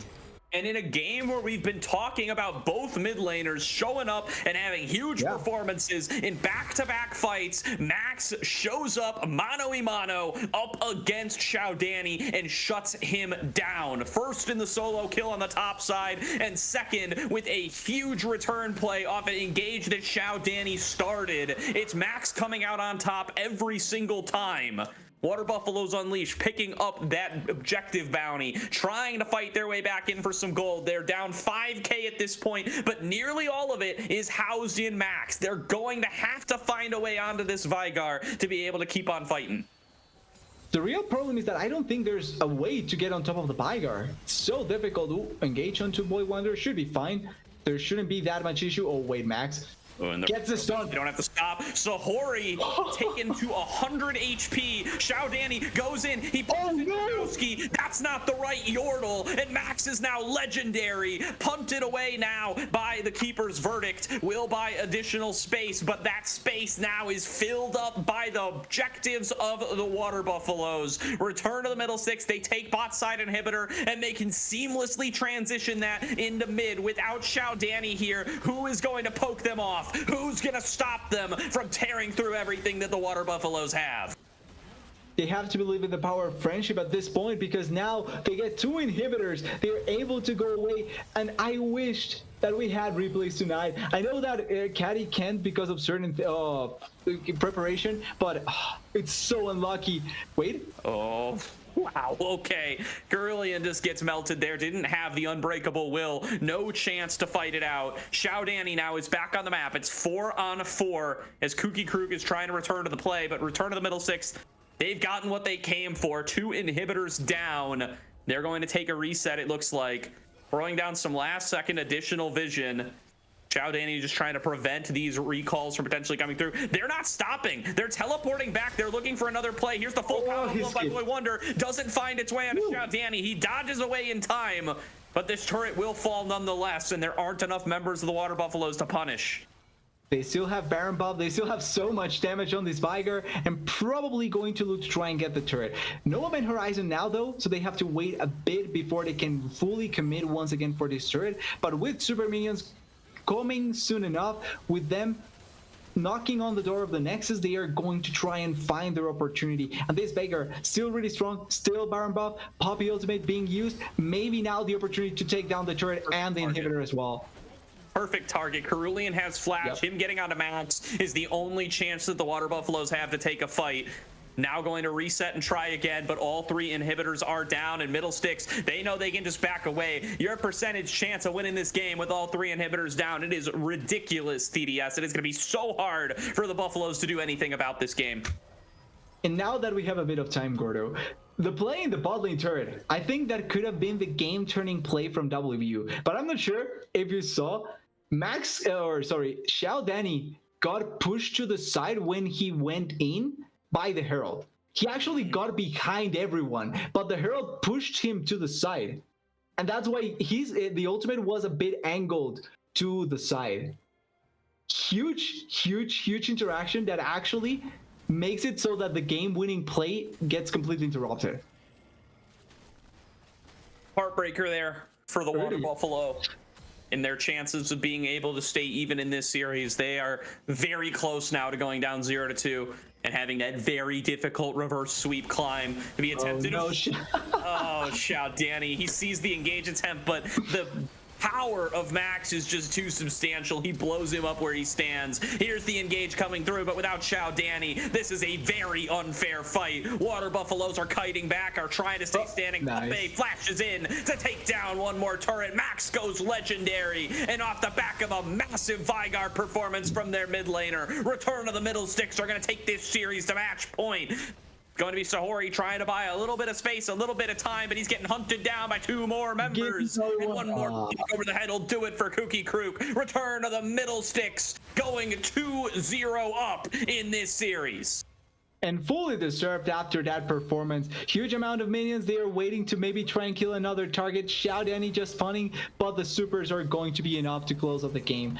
And in a series that after the first game felt so close, right? when you have a player that can be that huge difference maker, you have to make the most out of it. And Max is showing that tonight. 2 huge games back to back, amazing performances so far. The Vigar completely carries the game out to me and does so much for the team overall. The Event Horizon really being the difference maker in some of these fights, stopping engages from happening, and overall it's just such a great performance by Max, a player that we have had in high regard consistently. We think of him as a great mid laner, but it feels like this is the first time we've seen him performing to this high level and carrying the team on his back. Absolutely. Here's Okay, that we have the replay replay, you perfect. asked for, TDS. The the Herald is charging here. to turn it around. Look at this. It's perfect. It's perfectly angled. The Reef Herald messes everything up. That's a game-winning play. Or game-saving play. I think it's a justice charge from Poppy. I think it's a Herald push, but if it's the Poppy, then it's amazing, because that was a game-winning play from the Seer. Run it back. And if it's the Poppy, it's huge props to... It's heroic charge. Dragowski. So the charge is coming through, right? Poppy's on the side. I think it's a Poppy. Yeah, it's a Poppy just before the charge coming through. So mistake on my side, but still huge props to Dragowski. Game-saving play. That is the difference between losing and winning that fight. Huge props to Dragowski. Absolutely, honestly, even better that way, because now we get to give credit. They can't praise the Rift Herald here on stream. All right, nobody.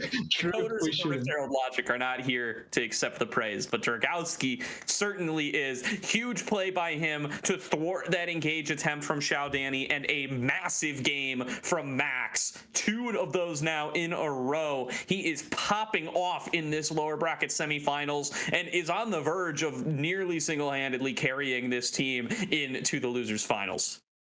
And in a game where we were talking about who got the best value between Kai'Sa and Tristana, turns out it was a Vigar. So now what goes through in the next pick and ban? What do you actually focus towards Max to get advantage here? 2 champions that are off meta, essentially Talia and Vigar, performing to such a high degree. Do you what do you play to try and deny him? Do you go for heavily ganking champions and just pile drive onto the mid lane so that Max can never play the game? I think that's the only solution when thinking about trying to deny Max in this series. Going to have to see. I mean, the scaling Vigar, though, ends up coming up huge for Max in this game number 2. Shout out to Middlesticks GG coming in with the raid. Shout out to the Aegis Guardian League also coming in with the raid. Everybody coming in to join for what could be our final game of the night starting up here before too long. We're going to be back with game number 3 in just a few more minutes, but we'll be back to check out how this series plays on and see if Water Buffaloes are going to be able to strike back and keep this series going.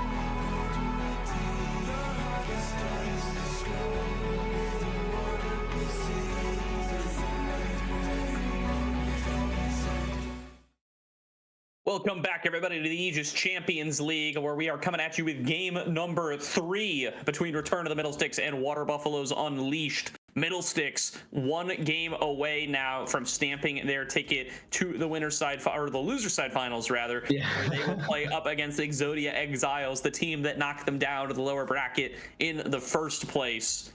And Water Buffaloes, they are going to have to pull out something miraculous here to try to fight their way back into this series. Exactly. It's going to be something really big because now they need to win back-to-back games. And really sadly, Gordo, I'm beginning to feel like maybe what I commend through a really close BO5 series that ends up 3-0. It's looking so good for Return of the Middlesticks. Max is performing to another level. And so far, I'm not sure what they can do to try and deny him. Yeah, a massive performance from Max in this series so far.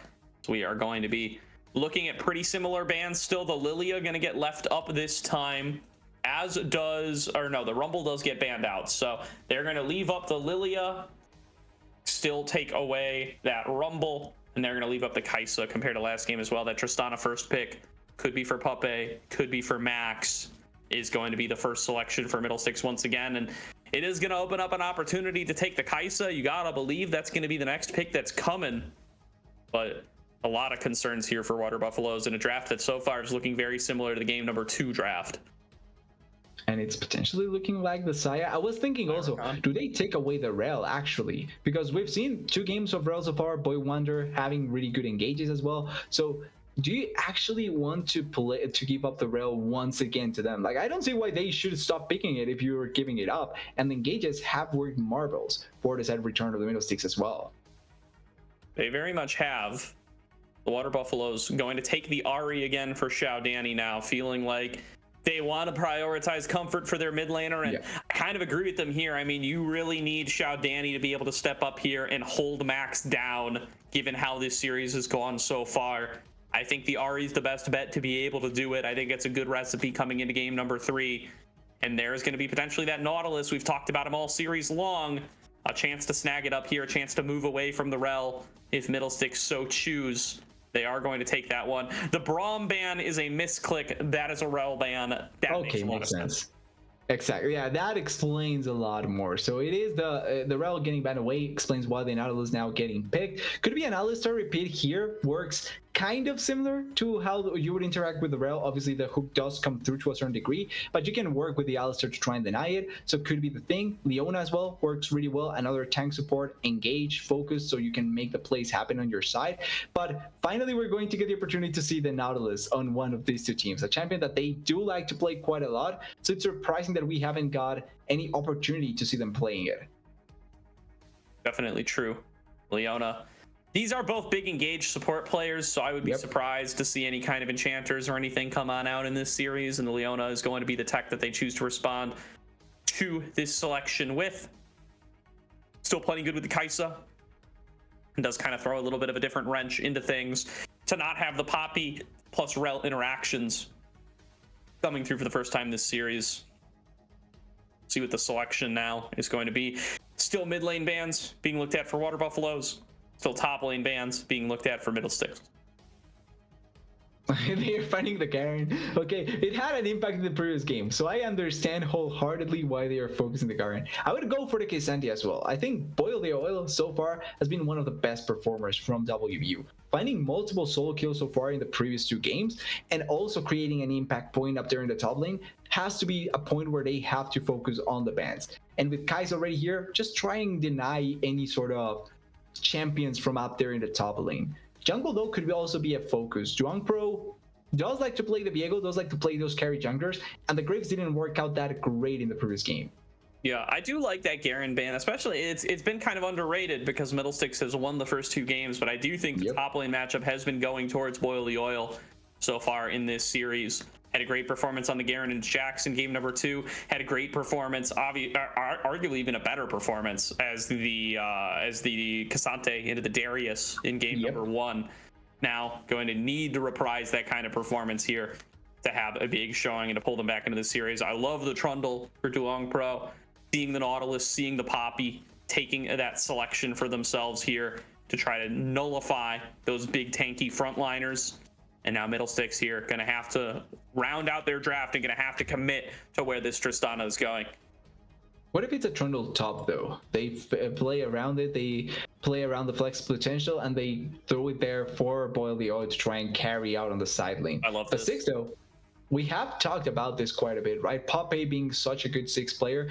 With how he's been playing so far though, Max maybe actually flexes it and tries to put it in the mid lane, but they have now the potential thanks to Poppy also adding the 6 to the pool. And the turret taking potential, the siege that these two champions bring is so big for Return of the Middlesticks. I wouldn't be mad if they just throw a tank here, but it's looking like maybe the Lilia. Oh, flex this potential would be as a well. flex of the Poppy into top lane. Yeah, they're going to take that one. The Lilia now going to be really well set up, jungling up against this Trundle. I love how Middlesticks have navigated this draft. They look like they are in such a prime position. And now it's going to be the top laner for Water Buffaloes. You now know you're up against the Poppy. What can you take here to try to really turn around the fates in this entire series? They can choose to play towards Boyle. I mean, that's one of their ways they can get out of here. They're looking at the Darius again, and they're going to lock it in. They want Boyle to have the opportunity to influence this game, to really be able to transition a top lane advantage into the rest of the fights. Darius is the way to do that. And we saw how much damage the Darius is capable of doing in that first game. So if Boil the Oil gets an advantage here, could be really good for the side of WBU. That being said, there's a slight chance that we may see Lilia going top lane and the Poppy in the jungle as well. Like that flex potential still exists. And I kind of think probably Lilia is a bit better to try and go against the Darius, not because she deals more damage, but she's more slippery, and it's kind of harder to get on top of her, which I would argue it's the best thing to play to try and do against the Darius. Agree. I would think that matchup is actually kind of miserable for the Darius, because you're both doing the swing around moves where you're trying to hit them with the outer edge. Both champions have a skill that's just like that, but Lilia's comes out faster and Lilia's gives her movement speed. So I'm sure that is just a miserable experience for the Darius, because you guys are both trying to keep each other at similar ranges, but Lilia's is going to come out first and it's going to let her evade yours. So yeah, it's going to suck. It's going to be terrible, and it's an interaction that's probably going to happen once or twice this game, one way or the other, whether the Lilia's in top or jungle. And it looks like it is going to be jungle. Kooky Krook locks in that Poppy now in our in-client drafts down here. Beautiful graphics as always, great production value. You can also see the sponsored logo, so it's even better. And be sure to check out on Coachify. Perfect timing as well. I wasn't even trying to time it, but it works out perfectly. And also just trying to talk about the other matchups, right? Looking like 6 going into the mid lane. This is something that we were talking about with Max showing up so far so well with multiple variety of champions. In a matchup against the Ahri where, yes, you may be a bit scared of the charm potential, but realistically, the pushing power from the 6 matches or it's slightly better than the Ahri's. So trying to deny her moving around the map, going to be really huge for this composition. And if they are able to find more opportunities to make use of the global ultimate of the 6 than of anything else, could be really ideal for Return of the Middlesticks. He doesn't have a lot of ability though. So a pillar coming through from the Trundle into a charm is essentially dead for the 6. Definitely. So it's going to be a dangerous matchup for Max in the mid lane. Does decide he just wants that extra range when he's up against the Ahri. I mean, can be at risk of getting charmed out of things like that rocket jump and stuff like that. So doesn't make it doesn't surprise me too much to see them taking that matchup and instead trusting Puppe to be able to pilot the Tristan into the bot lane and play a little bit more aggressive in that matchup, but does take away some autonomy from Max, right? Not that you can't carry on the Ziggs, but you are definitely susceptible to getting dashed on by an Ahri, to getting killer instincted by a Kaisa, to having one of these pick-focused champions like the Leona or the Trundle pick you off and not going to have all the options to navigate out of those plays. You know, Vigar was very similar though, and he was able to do a fantastic job on that, on positioning alone. But we'll have to see how that's going to end up playing out. Max going to be a little bit more in the sit back and scale position. We will see if he can continue with the performance we've seen from him so far. But Xiao Danny set up here on his preferred champion with a solid mid jungle matchup up against, Ziggs, who's really just going to sit there and throw bombs at you. a chance here to try to really make a big difference, to pair up with Boil the Oil, play through the solo lanes, and be able to get themselves a win here. And they need to pull off with that, because like we can see on the top side, on the upper part of the screen, 2-0 advantage for Return of the Middlesticks. If they win this game, it's their ticket towards the lower bracket finals and they can get the revenge with Exodia. But if not, they are going to need to try and win another one before they actually can go for the revenge. And Water Buffaloes needs to win this 100%, because if not, that's their season. That's it. There's no more chances. This is elimination game, so they have to be able to perform. And the best opportunity to perform is when you're in a comfortable champion spot. And that's exactly the comp that they went for here. Yeah, a change in momentum could be huge here for the Water Buffaloes. You know, if the reverse sweeps happen oftentimes with a slam for the first 2 games and then with a comeback in game 3, and then the game 4 really more frequently ends up actually being one-sided for the team coming back. Just the way that your mental affects things here, and maybe that's just confirmation bias. I have no statistical sample for this, but it just feels like that's what normally happens. And certainly the Water Buffaloes are going to hope that that's how it is. They hope that they can pull themselves in this game at number 3, and that they can then ride that wave to take us to game number 5. Going to be a very big uphill battle for them at this point in the game, though. They are on the verge of getting knocked out of the ACL in 4th place, which is nothing to scoff at, but certainly short of what their objectives were. When we talked to Xiao Danny on Monday, he felt that they had the chance to go all the way to make it to that finals. And that would be cut short here if Return of the Middlesticks are able to complete this sweep. Exactly. It would be a really unlucky sequence of events after trying to confidently go and try and put themselves out there. And I think they were performing really well. It's just that Middlesticks has been performing a bit better today and finding so many opportunities to just deny whatever Water Buffaloes was trying to look out for. As we can see in the runes, nothing out of the ordinary. I think from both sides, pretty straightforward with what they were looking for. Summers as well didn't look like there was anything weird. I don't even think there's Ghost on essentially anyone. It's going to be Cleanse on both AD carries, if I'm not wrong, and then Teleport for the solo laners. So nothing out of the ordinary in any way. Definitely pretty standard setups coming through from both sides. Say that. Oh, actually, maybe a little early. All right, it's going to be the Hail of Blades Ghost on the Kai'Sa. I've seen AP Kaisas with Hail of Blades still, so it's not a hard committal towards the AD Kai'Sa. But something worth weighing in here, knowing that you got the AP damage from Ahri. You don't necessarily have to force yourself into an AP build for Kai'Sa. I just think the AP build is superior, though. I would be surprised to see an AD Kai'Sa come out here from Sahori. Well, I thought it was an interesting adaptation, the one that Sahori went for with the Manamune. Obviously, it does take more time to scale because you need to stack it, but he did a really good job of stacking it. And then that kind of dissuades the lack of damage on your Q. So that way, even if the AP ratios on the Q were taken, you can get the level up on the Q, and that way not have to go for a different AP build. So I think that could be a really good opportunity to look out for Sahori here, and then opt into a huge amount of AP magical damage, because the thing that we haven't seen from Xiao Danny, sadly, is him going much more heavily on the magical damage with the Ahri, and I think that falls onto Kai'Sa then. Definitely, because it looks like we are finishing up getting loaded onto the Rift. We will be loading in here in just a few short seconds. I hear league noises in the background. Let's go. So I'm prepared for a game number 3 here, and I'm prepared for game number 4 too, TDS. I want to see Water Buffaloes show us a little bit more, show us some of that dominant early game that they gave us in Monday's series, and they're going to need a solid early game here, because if you slip up against this Middlesticks composition, it's Ziggs Tristana. They're really going to ram any mistakes right down your throat. They're going to take a ton of objectives. They're going to make up a ton of ground across the map. You cannot afford to cede that ground early on to this Middlesticks composition. They will take a mile off of an inch. You got to make sure that those inches are going in your favor. And you have to make everything possible to make this game go your way from the start, not give opportunities for Return of the Middlesticks to come around. Because even if early games work out, mid games have been also really good for Return of the Middlesticks. This has to be a statement game by WBU from start to finish, controlling almost everything they can and finding the value that they are looking for.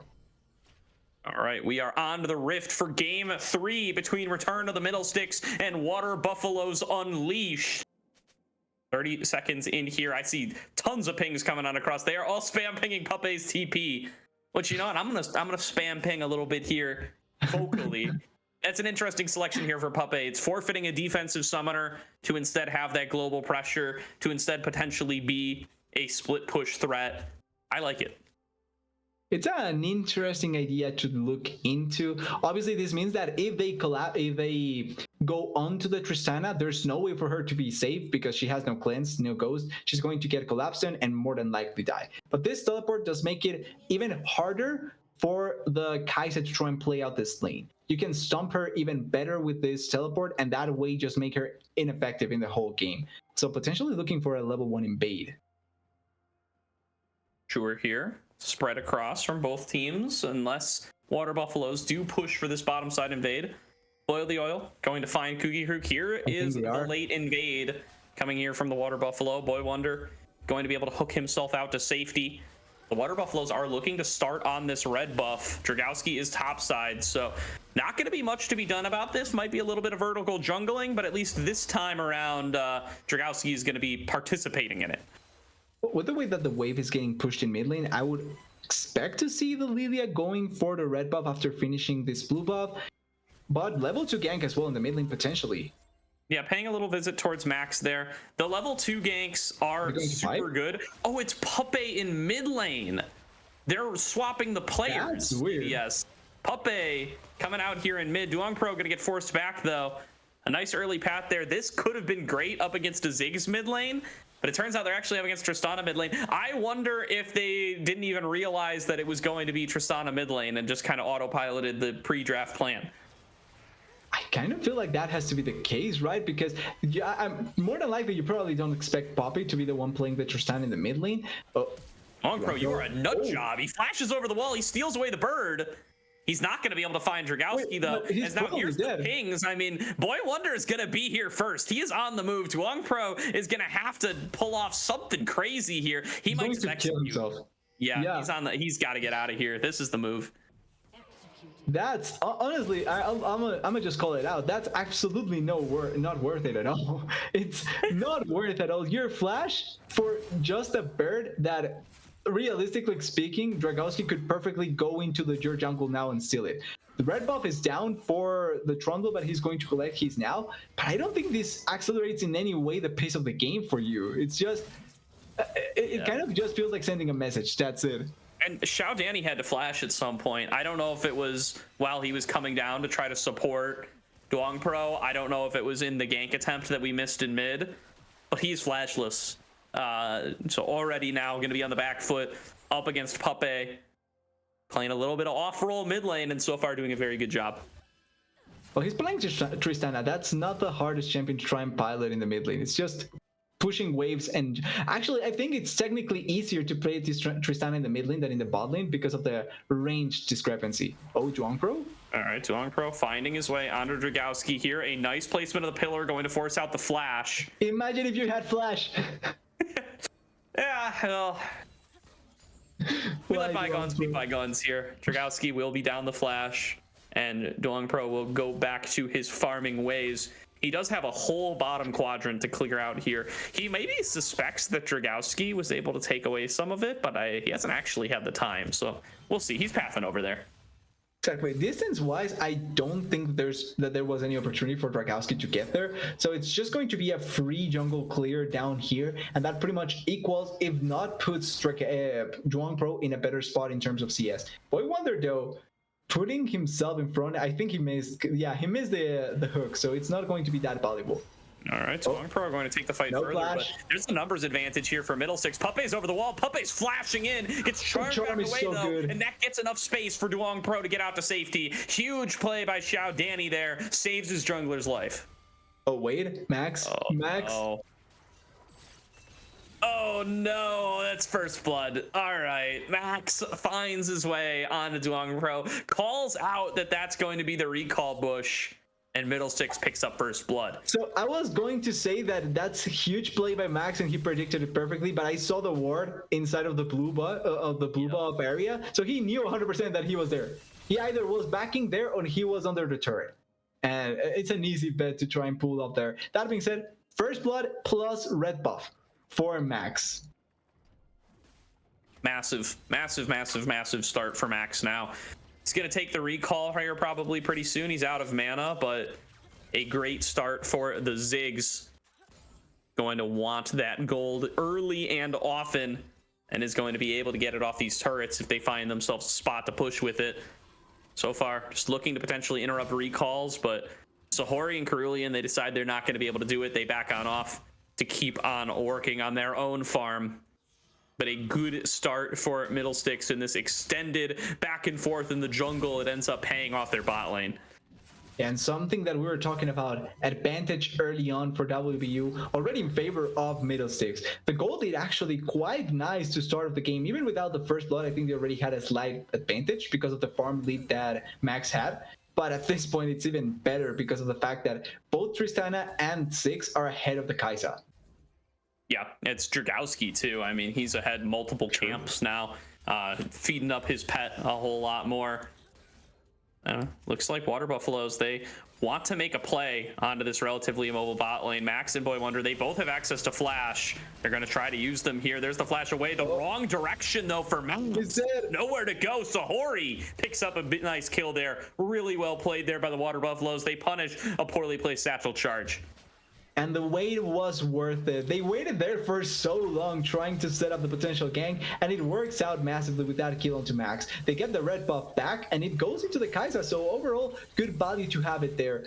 Nice poke damage, and Max with the teleport able to collect the wave anyway, so it's not going to be bad for him. But I like the fact that we finally see a bit of an aggressive move from WBU working out that well. Ooh, Oil popping the ghost, thinks he has an all-in angle here up against Cookie Crew, gets the full passive proc, chasing him under the turret, flash in, Noxian guillotine, burning down, but Cookie Crew, he heals too much off the corrupting potion, he gets out, but Max has been caught out in the bot lane once again, but he still has the flash from last time, gets back over the wall, Boy Wonder gonna have to do the same. Water Buffaloes, they claim both flashes, but Dragowski is here for the punish in the top side, and is gonna take down Boil the Oil, return to the Middlesticks, they give up nothing.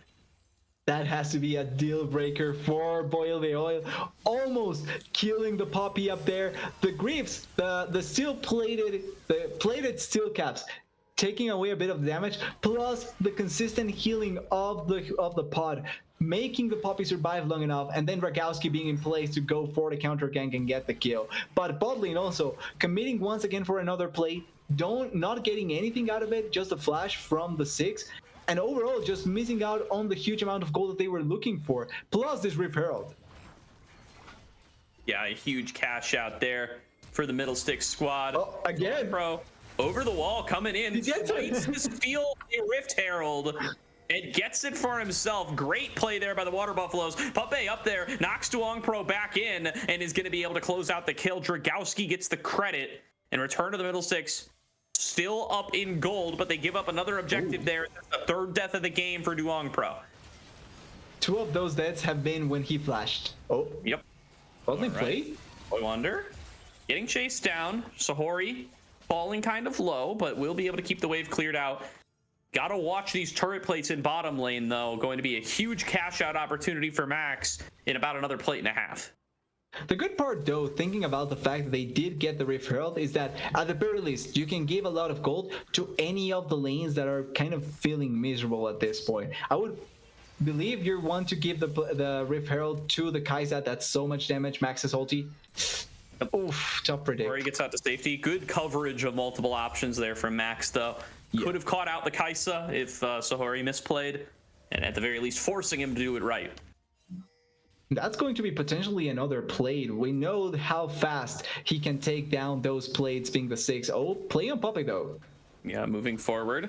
Looking for a potential stun. Doesn't land it. Duong Pro slowing him down. There's going to be the landing of the Solar Flare. Yeah, and Xiao Danny there to close out. Puppe flashes over the wall. Puppy, He's going down here. One more charge will do it. But look at this execute in the bottom lane. It's going to take one more wave. There was absolutely no way that you were going to escape that Puppy. Ari still had ultimate, so really unlucky there to see Puppy dying like that. Like you're pointing out, it's probably one more. Yeah, now the satchel is going to blow it up. But they have Kai'Sa full health plus the Leona as well, really well positioned to try and force something.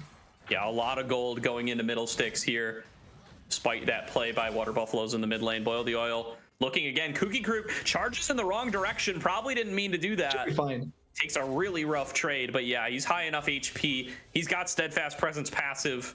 He's nullifying a whole bunch of damage with that. He should be all right. Surprising the amount of times that we've seen Boil the Oil threatening a lot of the health bar from Cookie Crook and not getting any solo kill. Cookie Crook has been playing this matchup so well so far, and the fact that he's so close in gold, actually being ahead in gold to the Darius, so important because the rest of the map, it's going perfect for them. Definitely. They've got a 3k gold advantage. They got that first turret gold into Max's Ziggs. Now rotating him up towards mid. He is still flashless for a little bit longer. Here's going to be the catch out from Cerulean. They've got the full follow-up, and Max will drop. A nice play by Xiao Danny to get some more money into his pockets. 2-0 on this Ahri. We said he needed to show up in this game number 3, and he's doing it so far. They can try and collapse onto the Tristana. They are pinging furiously for the kill here, but Tristana should still have rocket jump.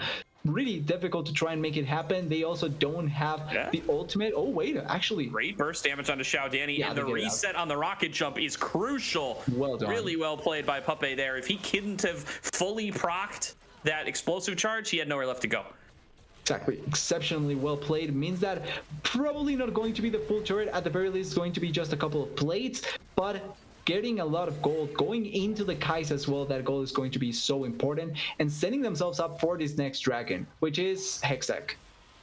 Yeah, the only thing is, it's 2 more plates on this mid lane turret and a little bit more damage onto it, and Max is going to have that one in execute range as well for even more gold, even more control. Here's the catch out on a Cerulean. He's taking a lot of damage. Nice dodge there on the Eep, though. The follow-up damage, locking down Dragowski with the Solar Flare, but a 3-man wilting lullaby is going to set up for Puppe to start resetting. He gets a double kill. Duong Pro going to drop on the bottom everything side. works out. Middlesticks, they get themselves 3, and they're going to be able to march on through mid lane. Yeah, that's going to be another turret. They got 2 turrets, 5 plates into their favor. That's so much gold they just got, without talking about the multiple kills and the fight that they won just now, plus the dragon, because the timing was so close to it coming through. Perfect timing, perfect execution, return of the Middlesticks, so well poised this game so far, and everything working out for them like they want to. All right, a great setup here from Middlesticks, on the verge. They won 15 plates of taking themselves. They do, and they might just get them, TDS. I mean, they have a minute to go. Dragowski's going to get caught out on this bottom side, but this is multiple members showing they will get the execute down. Shutdown gold goes over to Dragowski, but Boil the Oil left out to dry. They know that his team isn't here. Satchel Charge gets used to try to finish off Boil, and that means this turret will not go down. And here's a chance and a response from the Water Buffalo. They throw down that glacial pillar and are going to look to chase the rest of the way through, but Kooky Krook buys enough space, and they will back on off. Max, though, is huge on this Ziggs. Tons of damage available in these bombs. Boil the Oil cannot defend this on his own. He needs the backup of his teammates. Duong trying to heal up on that Krugs, but now back in. Boil's going to drop. The turret's not helping. They're going to pull aside Cerulean. They're looking to take him down. And Duong Pro here just a little bit too late. They're calling up the side of Sahori. And the turret plating will fall, but that's still going to be plenty of money in Middlesticks' pockets, and they're going to increase it there with 1 more turret destroyed. They brought 1 more member, Gordo. It's another fight.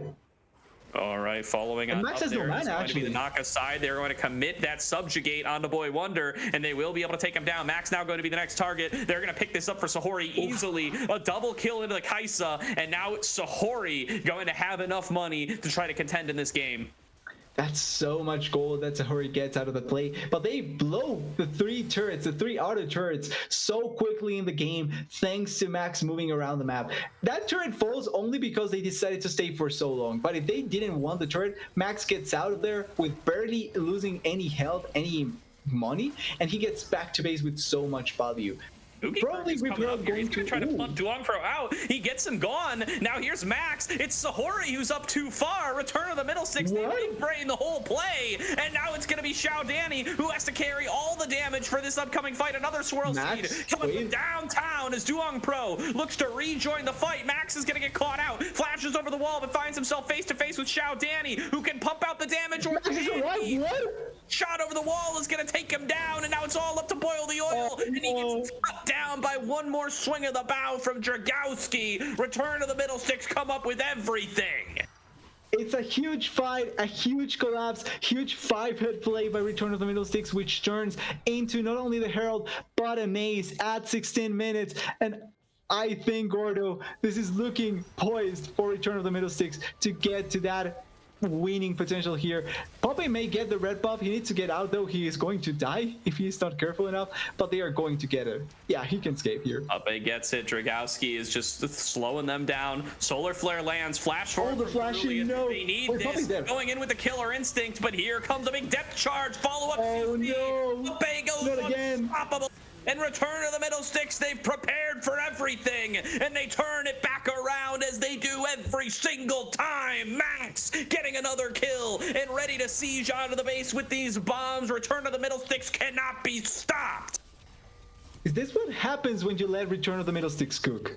They have been playing marvelously so far this series. Amazing job in the first 2 games, much closer, but this one, it's not looking close at all. They are dominating every facet of the game, and right now, another turret into their pockets, more gold, more kills previously, and they have complete control of the map. Poppy didn't even die.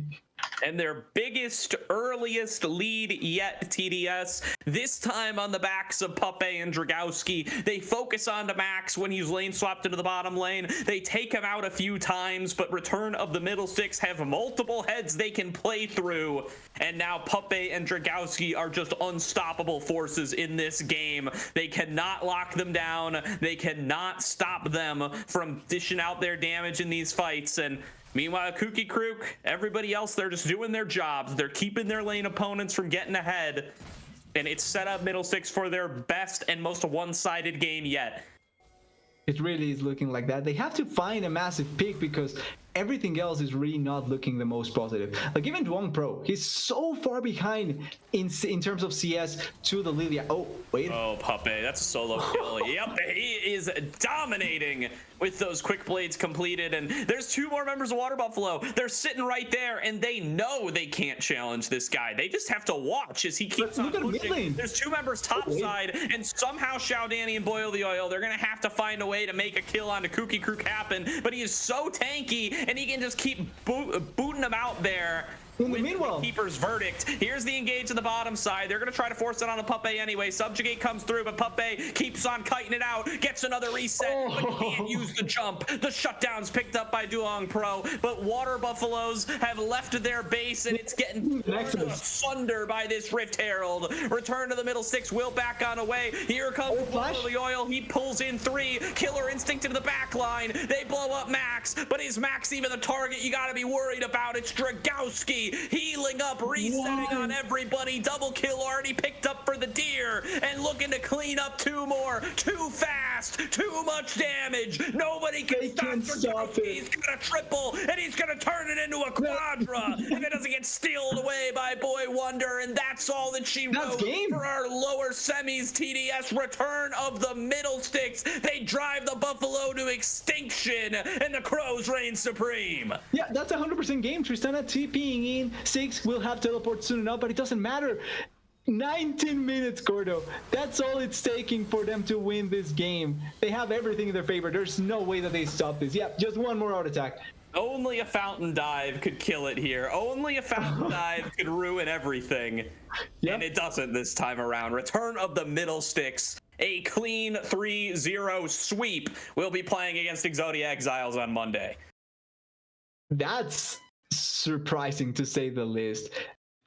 After the first game, it was looking like it was going to be super competitive series, 5 game or at the very least 4. But Return of the Middlesticks just had WBU's number all night long. Max, huge performance. So much damage, so many things done in multiple games, finding the value for the team, and the other members as well stepping up to the plate. They weren't just waiting for Max to carry them. They were doing stuff as well to make the best out of bad situations. Boil the Oil was dominating top lane, but Kooky Krook, the more the games went on, the less he kind of felt threatened at almost every point. He was doing his job effectively. And then Dragowski and Poppy, really good secondary carries to what Max was accomplishing. Yeah, I mean, it was the Max show coming into the game, and he does top the damage charts still, so he still gets that credit at the end of the day, but was a huge win here for the entire team, and it's really Puppe and Dragowski who came alive in this game number 3, showed that it's not all about Max. It's not all about Max all day long. And in this particular instance, it was a huge jungle and AD game. Although you could say it's still the mid laner, as Puppe was playing mid lane. Exactly. Technically speaking, both of them were playing kind of mid lane, bot lane, so you could give credit to both of them. But it also kind of felt like, and luckily, WBU was mentally like having a fight there. Both at the start of it, like you could see Duong Pro right flashing for the big raptor for no reason really. It doesn't really make it didn't make a difference in the game at all. And then not having flash for multiple plays, then backing in a place that was detected. Obviously, that was a bit of an unlucky situation. He didn't know of the ward, but multiple times we saw Duong Pro kind of not being in the best place and doing really questionable stuff consistently, which in multiple future plays affected them. Then also in the top lane, even though Cookie Crook was getting attacked quite a bit by Boil the Oil, it felt like maybe he was just too aggressive in some of those plays. Like he wanted to be the carry, he wanted to have the lead that the Darius typically wants to have, but it never came into fruition, and it kind of pushed the issue a bit too far there. For sure. Looks like we're going to have Max for a bit of an interview here, so we're going to throw it to a quick break while Caddy gets everything set up, and then we'll be back with an interview with return of the Middlesticks' own Max.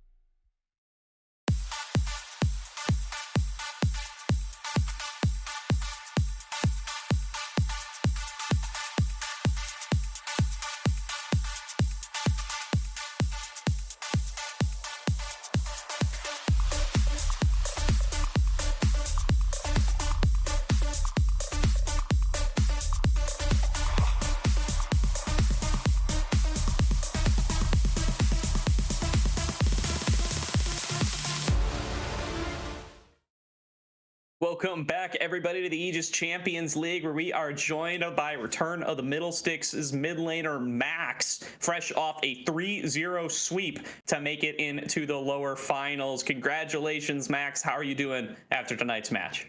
Doing fantastic. Quick 3-0, just as we planned. You say just as you planned. I don't know. Were you expecting to have this dominant of a showing coming in here tonight? I think you guys played against the Buffalo way earlier in the season, if I'm not mistaken. But how did you feel about this squad coming on in and your chances of being able to make it to the lower finals? Honestly, last time we played them, it went really, really, really bad. So I thought they'd give maybe a bit more of a fight. But I think once we got the momentum, like after game 2, it was kind of just a wrap. Maybe they were tilted or something. I don't know. Game 3 did not feel real this series. I mean. Yeah, like the first 2 games were technically really close. Like even in the second game where you guys had a good lead with the Vigar and it was really controlled in a lot of senses, there were opportunities for them to try and come back. Like they found good plays, good punishments, and could try and hold it to a certain degree. But that last game really was a difference compared to the other 2 games, which brings me to my question here for you. And it's your performance tonight. Really effective on multiple champions. And it's something that surprises me most. It's not the fact that you perform so well on multiple champions, but on champions that are technically off meta, right? Not the Tristana, Jace, Asir that we typically see, but Vigar, Talia, and then 6, yes, but typically it's the AD carry that plays the 6, not the mid laner. So really good performance on 3 champions. And how well were you prepped to play those champions in this particular series, and why not the meta champions in the same way? Basically, like Talia's been meta before and Vigar's been meta before. So like when they're meta, you just play them a lot to become good at the meta champs, and you kind of learn which games they're really, really good in. And basically, they gave me really good opportunities to play these champions. So once you realize that, it's kind of a wrap. Because their comp could not play against the Veigar at that time, so that's why it looked really impressive from my side, but it was just really easy, honestly. Like to play Veigar against that team, they don't have anything to do against me. Good stuff. A little bit of a lane swap coming in from you and Puppe in that last game with him piloting the Tristana on mid lane and you taking the Ziggs towards bot. What's kind of the philosophy behind swapping up the roles rather than the champions when it comes up to those two picks? Basically, I'm better at Ziggs and he's better at Tristana, and he has kind of this weird ego where he wants to take my role so bad, and he's kind of good at Trist. He plays it a lot in solo queue, so we just give them in like it makes sense to swap because he's better at mid on Trist, and I'm better at Ziggs ADC. So it's just good for our team. That's simple, huh? Yep. Simple is sometimes the best. So as long as it works. And talking a bit about your next rank, your next opponent, right? The team that put you down on the lower bracket. Now you get a chance to get revenge. Was it the expected opponent, first of all? Like, obviously, we always hyped up the fact that Mirage Alliance is over on the other side, and they are kind of the favorites so far. But was the expected opponent the one that you're going to meet in the next round? And do you want to take revenge against Exodia? Absolutely, man.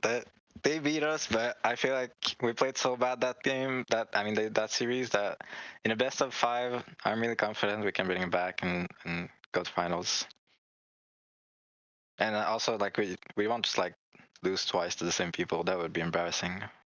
Good stuff. I got a question from production in the chat here. Caddy wants to know, you guys, we were expecting a substitute coming into game number 1. No, you kind of had to rush to this one. How did that end up playing out, and how did it affect your guys' kind of prep or mindset or anything coming into this first game, knowing that it was expected to have to potentially play a game without you? You managed to come in time. How did that all play out? Yeah, I basically came like when draft was starting, so I had no idea who we were even playing against, and I don't know. My coach just kind of just did draft and picked me Talia, so I'm confident I can play Talia into anything, so it was fine for me. If that champion's locked in, like I'd have no issues, anyways, into anyone or anything. Respectable. Yeah, that's about it. Good stuff. Good stuff. All right. Well, I think we're going to pretty much close out the stream there, but want to hand over the last word to you, Max. Anything you want to say? Everybody still tuning in at home. Everybody who came out to watch you play tonight. Yeah, shout out to my team, and we'll see you next week. And we're gonna take revenge next week for sure. It's gonna be a good series. Going finals against Mirage. Yep, and we're gonna beat them too. Damn. All right, Okay. all right. Love the call. Looking forward to it. Excited to see you guys play on Monday, Max. And we are going to be back on Monday to check out those games. But that's going to do it for tonight's stream. So thank you all for tuning in. And from myself and TDS, Caddy on production, and from Coachify, we will see you next time with the Aegis Losers Bracket Finals.